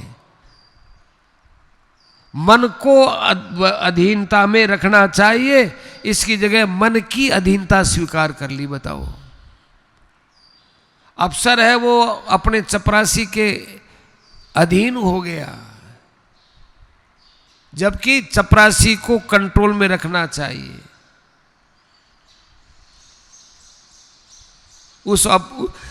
उस ऑफिस में भ्रष्टाचार नहीं होता, अन्याय नहीं होता, उसमें अन्याय भ्रष्टाचार नहीं होता। मनुष्य साथ जयाल लोभा बेरोगात पुंसाम चैवा क्षयात। एक तरह तरह के रोग पैदा हो गए। एक मनुष्य का न जाने कब कहाँ किस समय शरीर खत्म।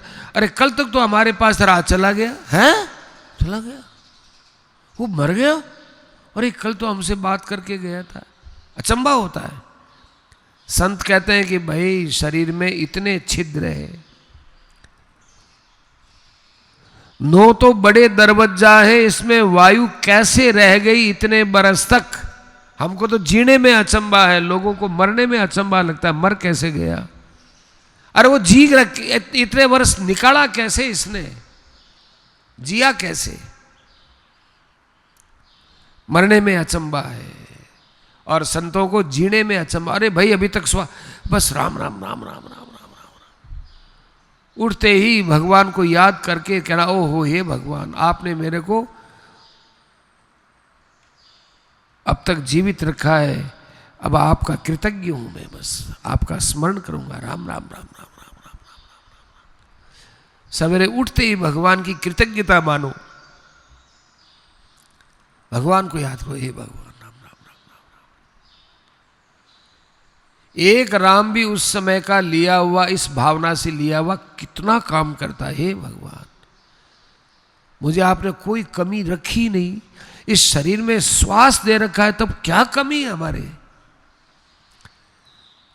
हम भगवान के सामने व्यर्थ रोते रहते, हमको धन नहीं दिया यार, हमारे वो मर गए यार, हमारे ये हो गया यार, हमारे बीमारी हो गई, ये रोना रोते रहते हैं। भगवान कहते रहे तुमको मैंने मानव शरीर दिया, ज्ञान शक्ति दी, विचार शक्ति दी, भाव शक्ति दी, मैंने तुमको कितना दिया है। लेकिन भगवान बेचारे दे करके बताना नहीं चाहते कि मैंने ये दिया है। भगवान को तो शर्म आती है कहते हुए कि मैंने तुमको ये दिया है, और हमको शर्म आती नहीं कि इतना लेने के बाद भी हम भगवान के सामने नया रोना रोते हैं। कहना तो ये चाहिए भगवान आपने हमको बहुत कुछ दिया है, बहुत दिया है, और जो दिया है इसको छोड़ के मरेंगे। महाराज श्री कहते थे कितना ही बड़े से बड़ा त्यागी हो, फटी हुई लंगोटी और फूटी हुई तुम्बी भी छोड़ के मरेगा। वो मरेगा पहले और ये छूटेगा बाद में। फटी हुई लंगोटी है और फूटी हुई तुम्बी है, वही छोड़ करके मरेगा।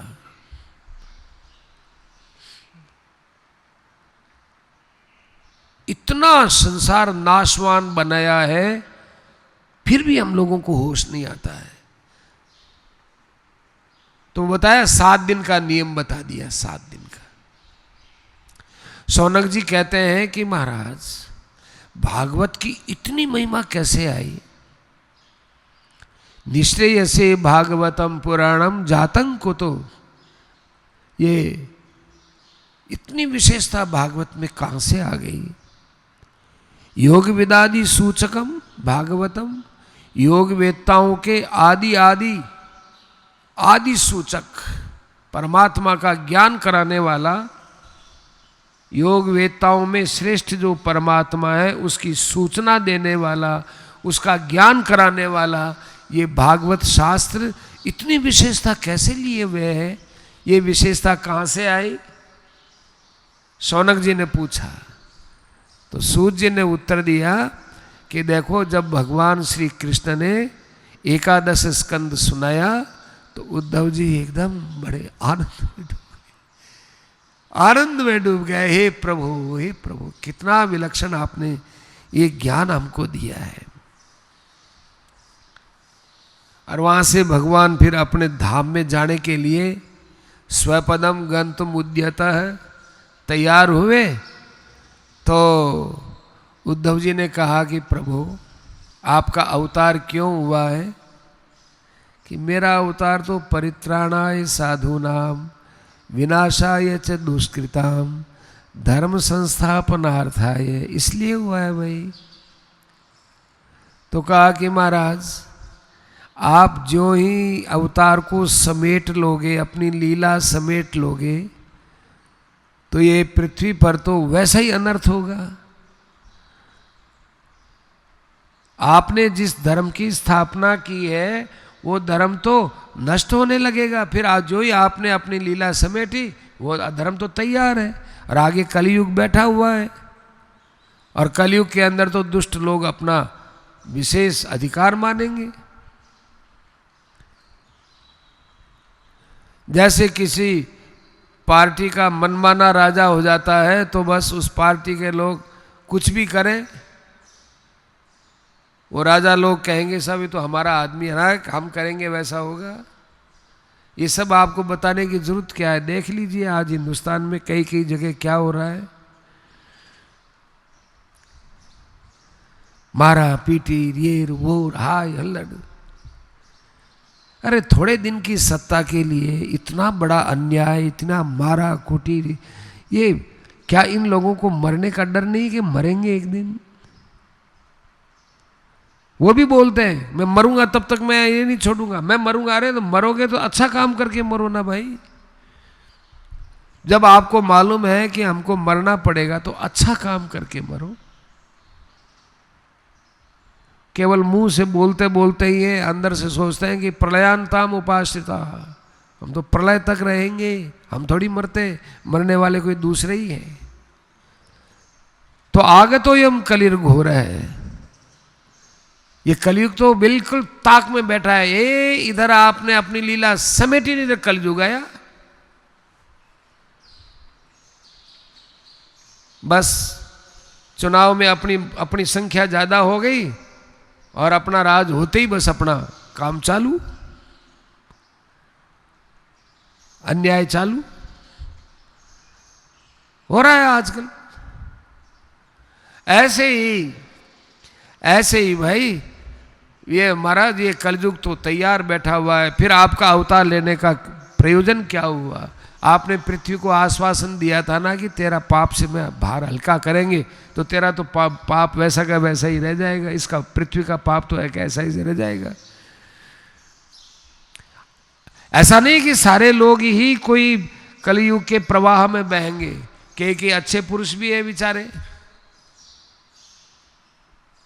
पर वो किसका आश्रय लें? आप तो अपने में समेट लोगे अपनी लीलाओं को। वो किसके पास जाए, क्या करें? वो आपके वियोग में यहाँ संसार में कैसे रहेंगे? कि निर्गुण उपासना करो, कि निर्गुणोपासने कष्टम। निर्गुण उपासना में सबका निषेध किया जाता है कि ये दृश्य है, ये है ही नहीं। अब ये है नहीं, अब आंखों से दिखता है, कानों से सुनाई देता है, त्वचा से जिसका ज्ञान होता है, ठंडे गर्म का, कठिन कोमलता का, नाक से जिसकी सुगंध आती है, जीवा से जिसका खट्टा मीठा स्वाद, पे उसका सहसा हम अभाव कैसे कर दें? ज्ञान मार्ग में तो सबका अभाव करना होता है, ये तो है ही नहीं। और अंदर में भाव है और ऊपर से कहते हैं कि नहीं है, संसार नहीं है साहब, संसार नहीं है, और थोड़ी देर में सुख दुख हो जाए। तो निर्गुणोपासने कष्टम। मनुष्य तो एक इस आदत में है कि आफत आई तो कोई न कोई सहारा मिलना चाहिए। ऐसे साधन में भी एक विपत्ति आती, सहारा चाहिए। वो कहां जाएगा? आप तो अपनी लीला समेट लोगे। भगवान ने कहा यार तुम्हारी बात तो सही है भाई। तब कहा कि अच्छा चलो हम और कहीं नहीं जाएंगे,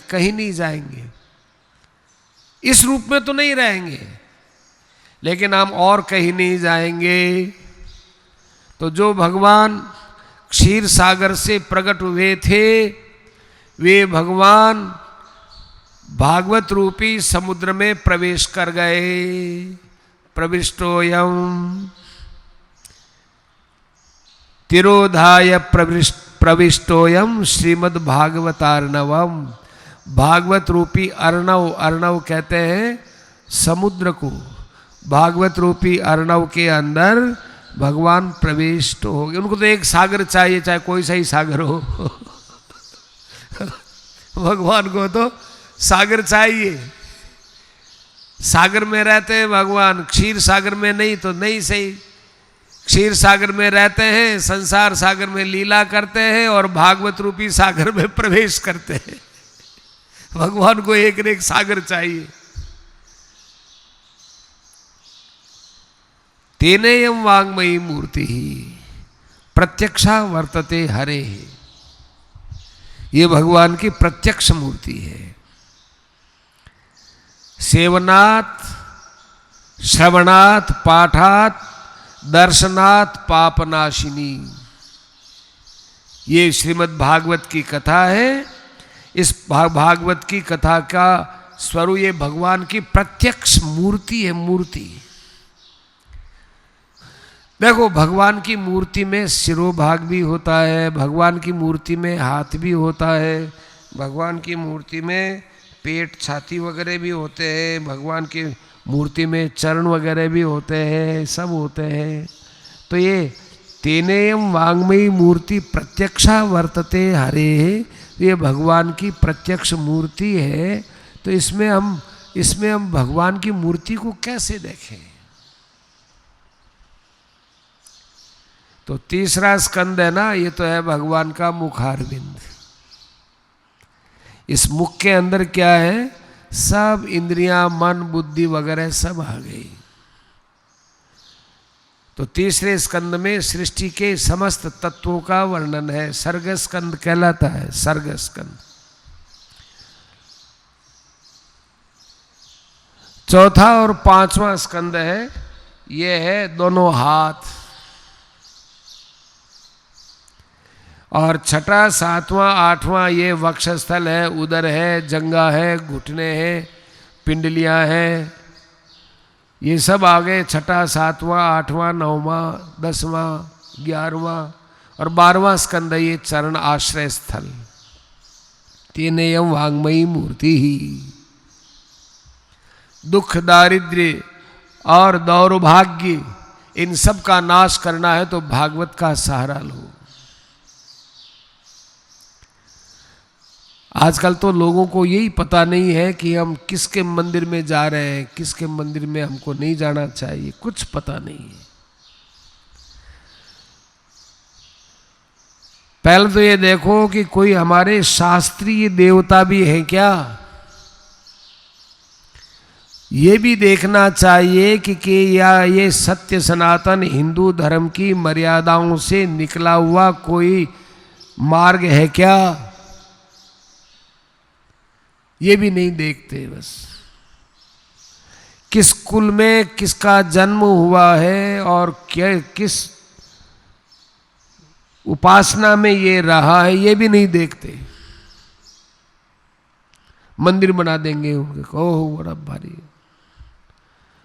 ये कर देंगे, वो कर देंगे, कामनाएं पूरी हो जाती। इनको मानने से बस इतना बहुत है हमारे हिंदू लोगों के लिए।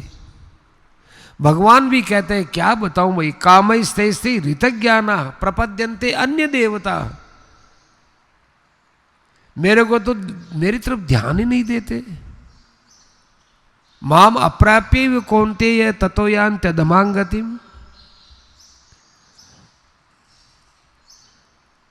कामनाओं के अधीन हो जाते हैं बस। अरे तुम्हारी कामना भी है तो मेरे पास आओ ना। आर्तो जिज्ञासुर अर्थार्थी ज्ञानी च भरतर्षभ। मैं तो हल्ला करके कहता हूं तुमको अर्थ चाहिए तो मेरी शरण में आओ। अशास्त्रीय उपासनाओं में क्यों लगते हो, जिनका शास्त्रों में कोई उल्लेख नहीं और जिनका हमारे सनातन धर्म से कोई संबंध नहीं। सनातन धर्म से भी कोई संबंध हो, कोई संबंध नहीं, उनमें लगेंगे, उनकी उपासना करेंगे, उनको मानेंगे, उनको पकड़ेंगे। और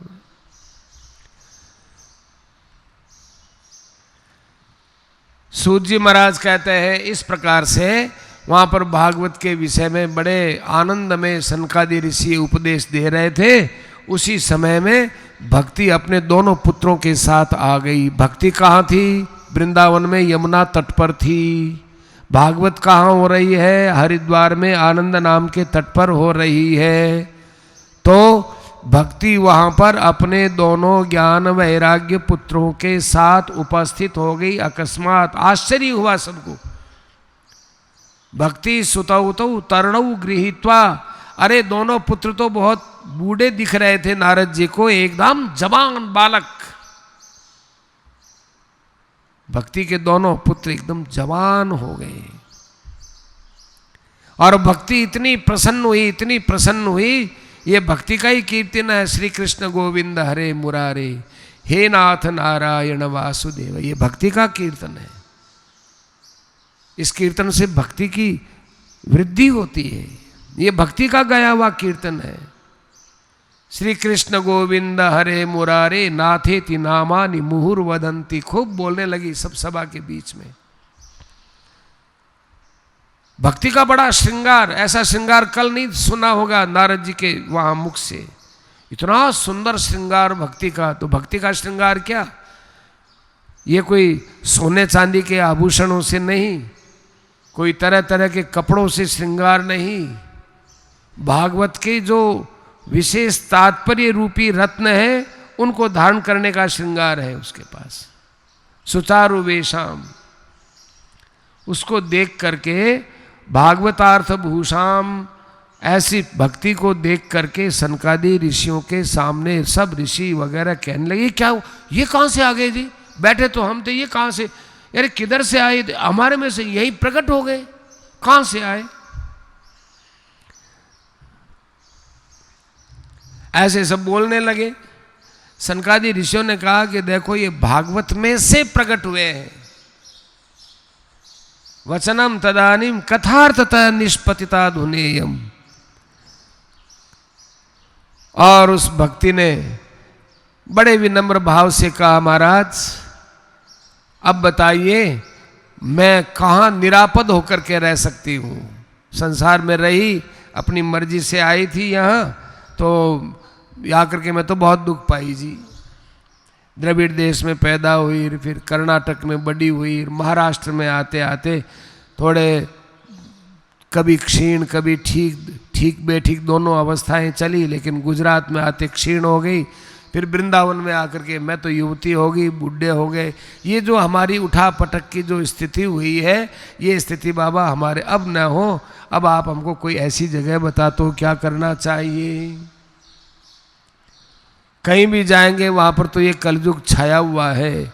इस कलयुग के अंदर कहीं पर भी किसी को भी शांति नहीं है।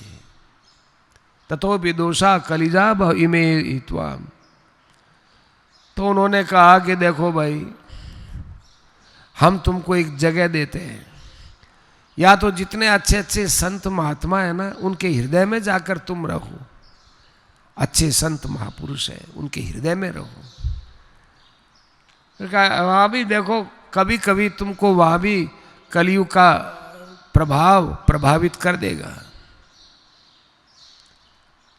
क्योंकि संतों के भी मन में कभी कभी उच्चाटन होता है। लोगों के व्यवहार से बड़ा उच्चाटन होता है। 1994 की बात है।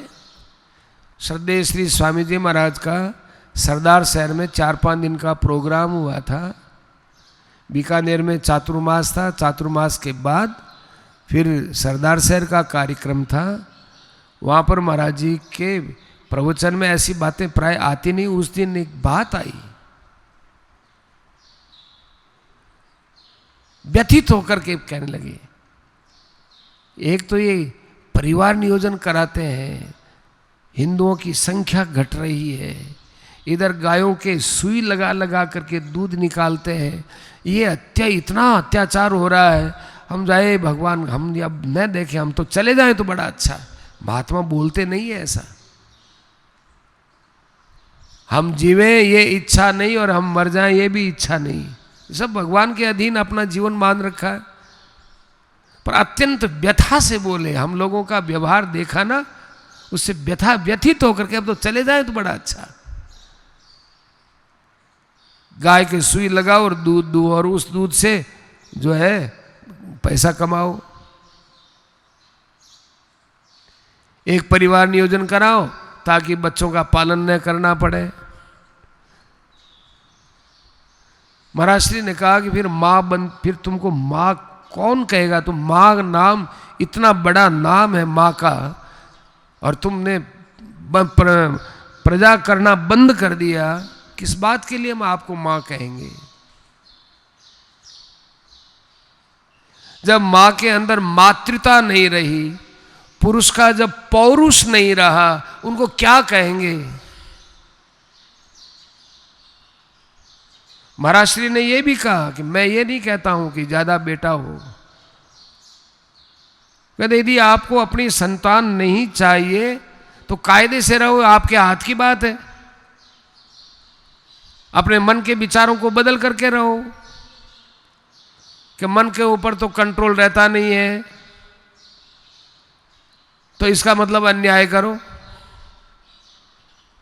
पाप करो, कि हम चले जाए तो बड़ा अच्छा है। ये व्यथित होकर के कहे। तो वहां भी क्या है, अच्छे अच्छे महापुरुषों के मन में भी कभी कभी कलयुग का जब ये दुष्प्रभाव चारों तरफ पड़ा हुआ दिखता है, तो उनमें भी खिन्नता आ जाती है। चलो हम तुमको एक और अच्छी जगह दे देते हैं। कहां? तुम जाकर के श्रीमद् भागवत में बैठ जाओ। श्रीमद् भागवत के अंदर कोई कलयुग का प्रभाव नहीं पड़ेगा, और यहां पर भगवान का निवास पहले से है ही। अभी अभी बताया था भागवतार्णव में भगवान समा गए। तो भगवान भी यही है, तुम भी यहीं रहो भक्ति जी, और तुम्हारे ज्ञान और वैराग्य नाम के बेटे भी इसी में रहेंगे। चलो हो गया काम, अब तुम यहीं रहो। उसका प्रभाव क्या हुआ कि वहां जितने भागवत सुन रहे थे, जितने श्रोता थे, वहां सब ऋषि मुनियों के मन में एकदम भक्ति का भाव जागृत हुआ, और उन्होंने वहां पर फिर जो है भगवान का ध्यान किया। अब स्वतः ही ध्यान होने लगा। किया क्या? स्वतः ही ध्यान होने लगा। जैसे हम लोगों को संसार का स्वतः ध्यान होता है, स्वतः, ऐसे उनको स्वतः भगवान का ध्यान होने लगा। कैसे? भगवान पीत मनोहर हैं, घनश्याम हैं, पीतांबरधारी हैं, उनके ऊपर कितना मुकुट बड़ा सुंदर है। देखो भगवान के आभूषण, अब क्या बताए, भगवान इतने सुंदर है कि उनकी सुंदरता के कारण से उन पर लगा हुआ आभूषण सुंदर लगता है। हम लोग तो आभूषणों से सुंदर दिखलाना चाहते हैं, और भगवान इतने सुंदर हैं कि उनके सौंदर्य से आभूषणों में सुंदरता टपकती है। और वे भगवान त्रिभंग ललित हैं, त्रिभंग ललित, तीन जगह से टेढ़े हुए वे बहुत सुंदर लगते हैं। गर्दन से थोड़ा टेढ़े, थोड़ा कमर से टेढ़े, और फिर चरण भी टेढ़े, तीन टेढ़े। किसी भक्त ने कहा है कि टेढ़े क्यों है, कि भाई टेढ़े इसलिए है कि भक्त के हृदय में ऐसे गाढ़ हो जाए कि टेढ़ी मेढ़ी चीज निकलती नहीं है सीधी। दीवार के अंदर सीधा खीला डालो, थोड़े दिनों में निकल जाएगा, लेकिन वो भी टेढ़ा मेढ़ा यूं करके फिर उसको अच्छे ढंग से डाल दो, कितना ही खींचो भले ही, वो टेढ़ा मेढ़ा वो नहीं होगा, वो कितना ही वो नहीं होगा। तो त्रिभंग ललित चारु कौस्तुभेन विराजित है, वो त्रिभंग ललित। तो टेढ़े मेढ़े ऐसे भगवान ही, फिर बंसरी बजाते हैं, मुरली मनोहर भगवान। उस समय सब भगवान के ध्यान में एकदम डूब गए। स्वयं की भी अवस्था और सबकी अवस्था देख करके नारद जी ने कहा कि ओ हो, भागवत की महिमा तो आज हमको पता चला महाराज। सुनाया तो हमने भी है और सुना हमने भी है, पर उसका प्रैक्टिकल रूप सामने आए, प्रायोगिक रूप सामने आए, बड़ा आनंद का अनुभव हुआ। वाह महाराज, हे मुनीश्वर, आपने तो भागवत की अलौकिक महिमा हमारे अनुभव में बता दी, हमारे दृष्टि में ला दी। अब हम आपको ये पूछते हैं कि इस भागवत से कौन कौन शुद्ध होते हैं? के शुद्ध्यंती, के विशुद्ध्यंती। देखो अच्छे पुरुषों को तो भागवत मिलते हैं तो है ही, लेकिन संसार में अच्छे पुरुषों का तो अभाव ही है ना। तो बेचारे जिनके आचरण वगैरह अच्छे नहीं है, उनका भी हम कल्याण तो चाहते ही है। देखो संत हृदय नवनीत समाना, कहा कविन पर कहा न जाना। संतों का हृदय मक्खन के समान कोमल होता है, पर ये तो कहा है, क्योंकि नवनीत मक्खन तो अपने संताप से द्रवित होता है, परंतु संत तो दूसरे के दुख से द्रवित हो जाते हैं। देखो ऐसा तो एक संत हृदय मिलेगा।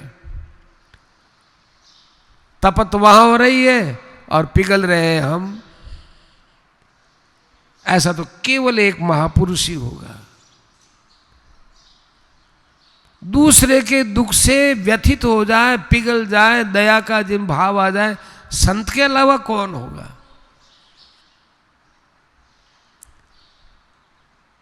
किसी ने कहा है कि नहीं देखा सिंह तो देखो बिलाई।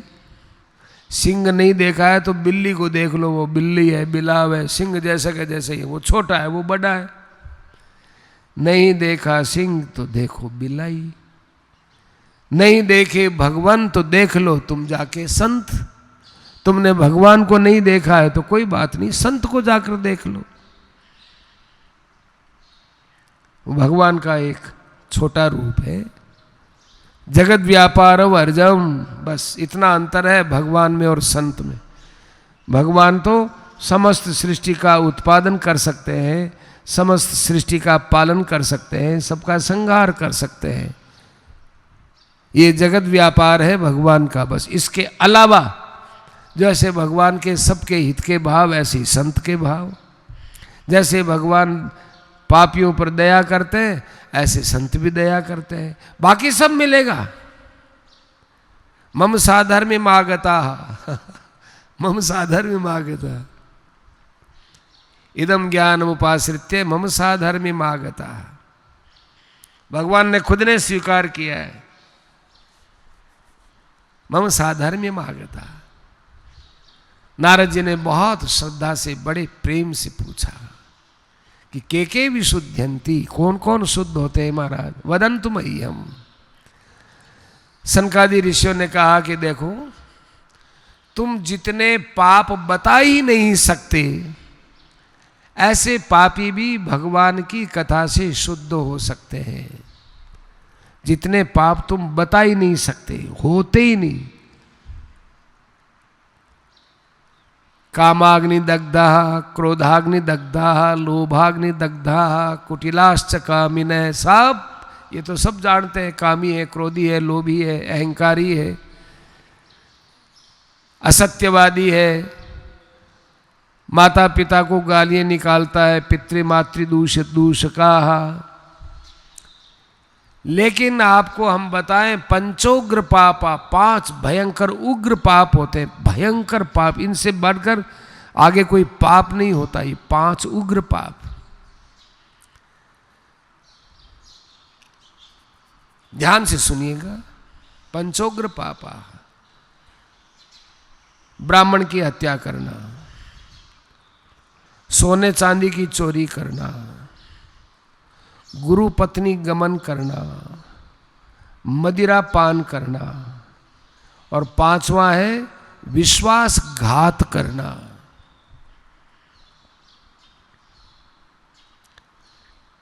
विश्वासघात का घेरा बहुत लंबा चौड़ा है सज्जनों। आपने मेरे पर विश्वास किया, लेकिन मैं उन्हें उस विश्वास को तोड़ दिया। आपके मन पर एक ये भावना जगेगी कि अरे राम राम राम, किसके साथ भलाई करें तो क्या फायदा, इतना करते हैं ये। तो आपके दिल के अंदर एक भली भावना आई थी, उस भली भावना को हमने तोड़ दिया। कितना बड़ा पाप किया मैंने। ये गर्भपात, ये महापाप के 5 महापाप के अंतर्गत है।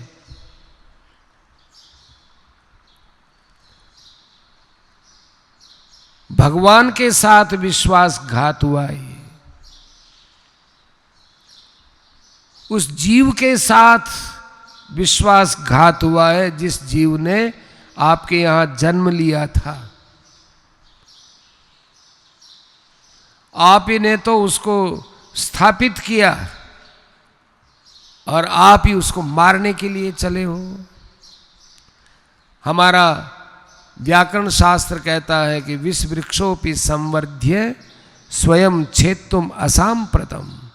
यदि आपने कोई जहरीला पेड़ लगा दिया, आप मत काटो उसको कि साहब जहरीला पेड़ है, नहीं, क्योंकि आपने उसको लगा दिया, आप मत काटो। आपका लगाया हुआ रह गया, दूसरा कोई लगावे तो बात अलग, आपका लगाया हुआ रह गया, नहीं, आपका लगाया हुआ, आप मत काटिए।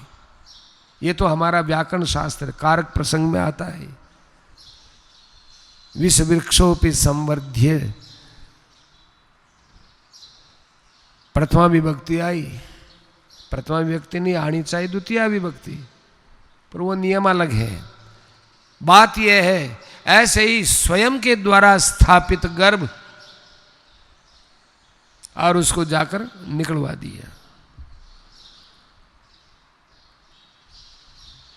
सुजानगढ़ की बात है, एक पति पत्नी दोनों अस्पताल गए थे। पत्नी पर पति का ज्यादा दबाव था कि इस गर्भ को गिरा दो, क्योंकि आगे 3 लड़कियां हो गई। अब ये लड़की होगी इसलिए इसको गिरवा दो। उसकी मां को मन नहीं था ये, पर करे क्या, वो दबाव था उसका पति का। तो जिस कक्ष में गर्भपात होता था, बाहर वेटिंग में वो सीट लगाए बैठे थे। वहीं पर अस्पताल की जो सेविका है, झाड़ू वगैरह निकाल करके जो स्वच्छता का काम करने वाली माई थी, वो आई और उसने बड़ी नम्रता से कहा, बाबूजी थारा कपड़ा देख मन लागे थे बहुत चौखे घराने रा हो।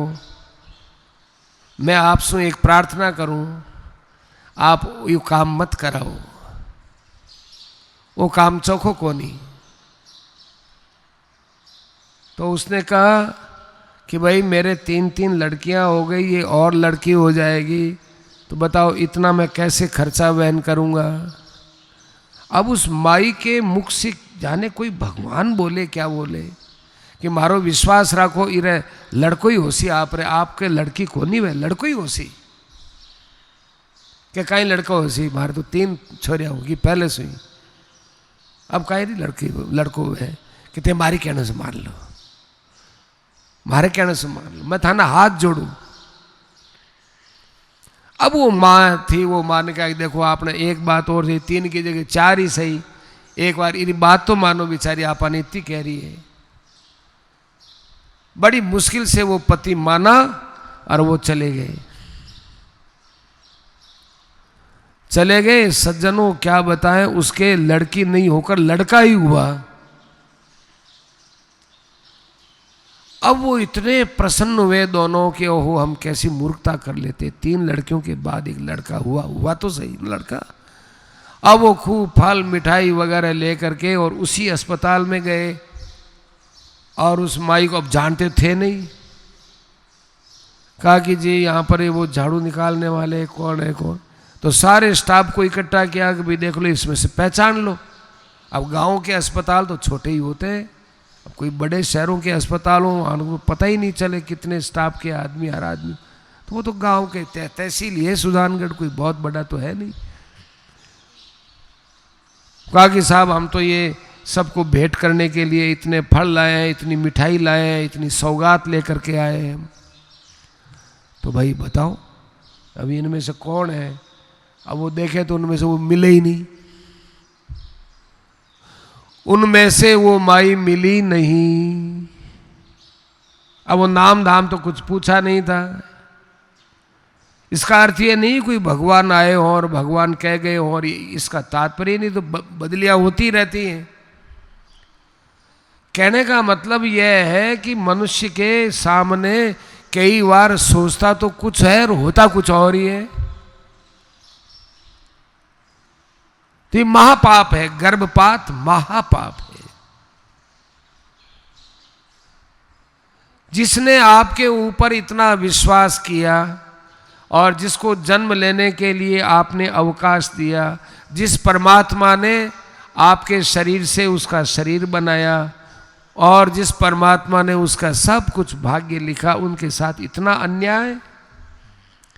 वो बेचारा गर्भ के अंदर, अमेरिका के अंदर जो ये गर्भपात करने वाला डॉक्टर था, जब उसने वो सिटी स्किन से सब देखा तो वो तो अपनी क्लिनिक छोड़ करके भाग गया कि अरे राम राम, इतना अत्याचार होता है गर्भपात में, बाहर से तो कुछ पता नहीं, अंदर वो बच्चा है वो इधर उधर वो शस्त्र जाते हैं, इधर उधर वो भागता है, बचने के लिए जगह नहीं बेचारे को,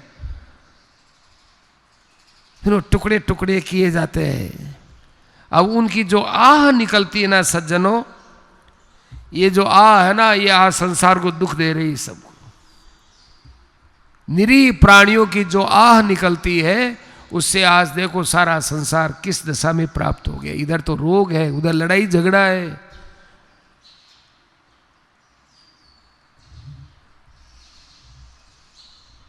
भागवत में आया कांकणी का मात्र के, एक कण कण के मात्र के लिए, छोटी सी कोड़ी के लिए जैसे लड़ाई झगड़ा होता है, ऐसे छोटी सी जमीन है उसके लिए आपस में लड़ाई झगड़ा हो रहा है। कितने प्राणी मर रहे हैं, कितना खौफ है वहाँ, कितने विश्व के अंदर एक दरार पड़ रही है। वो हमारे हैं तो वो हमारे हैं तो वो हमारे हैं, हम उसके हैं हम उसके हैं, लड़ाई करो झगड़ा करो। कितने दिन की जिंदगी है भाई। मारने के लिए तो तैयार हो जाते हैं, उसको मार दो और उसको मार दो, उसको जिलाने की शक्ति है क्या? तो पंचोग्र पापा छल छद्म कारिण है। परंतु ऐसे लोग भी यदि अपने पापों से स्वयं दुखी हो जाए और कहे मैंने पाप तो बहुत किए पर अब मैं पाप करना नहीं चाहता हूं, लेकिन जो पाप हो गए उनसे तो बाबा मैं पिंड छुड़ाऊं, दया थारी इच्छा कुत्ताऊं पिंड छुड़ा। दया थारी इच्छा पर कुत्ताऊं पिंड छुड़ा। और जो कुछ पाप हो गए सो तो हो गए, आइंदे तो करने का विचार है नहीं। और जो हो गए उनको बाबा उनको उनका शुद्धिकरण तो करें। जैसे कोई आदमी कादे में चला गया, जैसे तैसे उसको निकाल तो लिया, जान तो बच गई, वो इतने में संतुष्ट थोड़ा ही होता है। वो कहेंगे तो अब वापस जाएगा, अरे बाबा मैं तो नहीं जाऊंगा, पर अब पहले बताओ मैं स्नान कहाँ करूं, मेरे ऊपर पानी वाणी डालो, कुछ शुद्ध करो, है तो उसको साफ तो करें इस गंदगी को। कादे में पड़ गया, अब साफ कहाँ करें साहब, ये नल है, इस नल में आप नहा लो, ये साबुन ले लो, ये ले लो, तेल लगा लो, साबुन लगा लो, साफ हो जाओ कर लो, ये नए कपड़े ले लो। ऐसे ही जो आचरणों से इनसे दूषित हो गए हैं, पंचोग्र पाप से ग्रस्त हो गए, लेकिन आइंदे वे करना नहीं चाहते हैं, ऐसे लोग भी भागवत के द्वारा शुद्ध हो सकते हैं। इतना बड़ा आश्वासन सज्जनों कौन दे सकता है? एक भगवान दे सकते हैं। भगवान ने हाथ खड़ा करके 18 अक्षौणी सेना के बीच में कहा, आ जाओ आ जाओ, अपिचेत सुदूराचारो भजते माम अनन्य भाग साधुरेव समंतव्य सम्यक व्यवसित हो इसे क्षिप्रम भवति धर्मात्मा। क्यों महाराज? मैं कहता हूं, अब कौन बोले? भगवान के सामने कौन बोले? पंचोग्र पापा छल छद्म कारिण है। एक भागवत आश्वासन देता है कि ऐसा भी यदि कोई छल छद्म करने वाले, पंचोग्र पापी और ब्रह्मस्व पुष्टा ब्राह्मण का धन खाने वाले, व्यभिचार कारिण है, परम व्यभिचारी पुरुष, वे भी सप्ताह कथा से पवित्र हो सकते हैं। काये न वाचा मनसा भी पातकम नित्यम प्रकुर्वन्ति छठा हटे न ये। कि कोई कहता है अरे पाप मत कर, नहीं मैं तो करूं, थेकुड़ो मना करने वाला थाने का मतलब है मैं करूं पाप, मैं तो करशूं, मैं तो पाप करूं। ऐसे हठपूर्वक भी जो शठ अपनी शठता नहीं छोड़ता, कहते हैं भागवत कहते हैं कि अब भी छोड़ सकते हो क्या? अब तो बाबा छोड़ने के लिए तैयार, तो आ जाओ हम तुमको शुद्ध कर लेते हैं। सज्जनों, एक भगवान और एक भगवान के ये शास्त्र, ये दो ही ऐसे हैं जो उस माँ के समान है, जो माँ अपने कैसे भी पुत्र होता है उसको वे छाती से लगाए रखते हैं। ऐसी माँ को भी देखा है जिसका बेटा अत्यंत पागल, लेकिन माँ उसको नहलाती है, खिलाती है। उम्र में खूब बड़ा है, वो नग्गा पड़ा है, पर माँ उसको खिलाती है। वो कमरे में बंद वहीं गंदगी करता है, कुछ पता, माँ सब साफ करती है, खिलाती पिलाती भोजन कराती, सब करती है। एक माँ होती है। ऐसे भगवान हमारे पिता हैं, भागवत हमारी माँ है। ये कहते हैं आ जाओ आ जाओ, हमारे पास आ जाओ। सप्ताह यज्ञ न कलौ पुनन्ति ते। नारद जी ने कहा महाराज आनंद तो बहुत आया, एक आप उदाहरण दे दीजिए हमको, जिस उदाहरण से हम ये समझ सकें कि हमारे में साहस आ जाए। तो आज तो भाई अब समय पूरा हो गया, कल अपने इस श्रीमद् भागवत के महिमा प्रकरण को यही समाप्त करेंगे और एक उदाहरण के साथ ही ये महिमा प्रसंग यहाँ समाप्त होगा। आज की कथा को अब यहीं विराम देते हैं।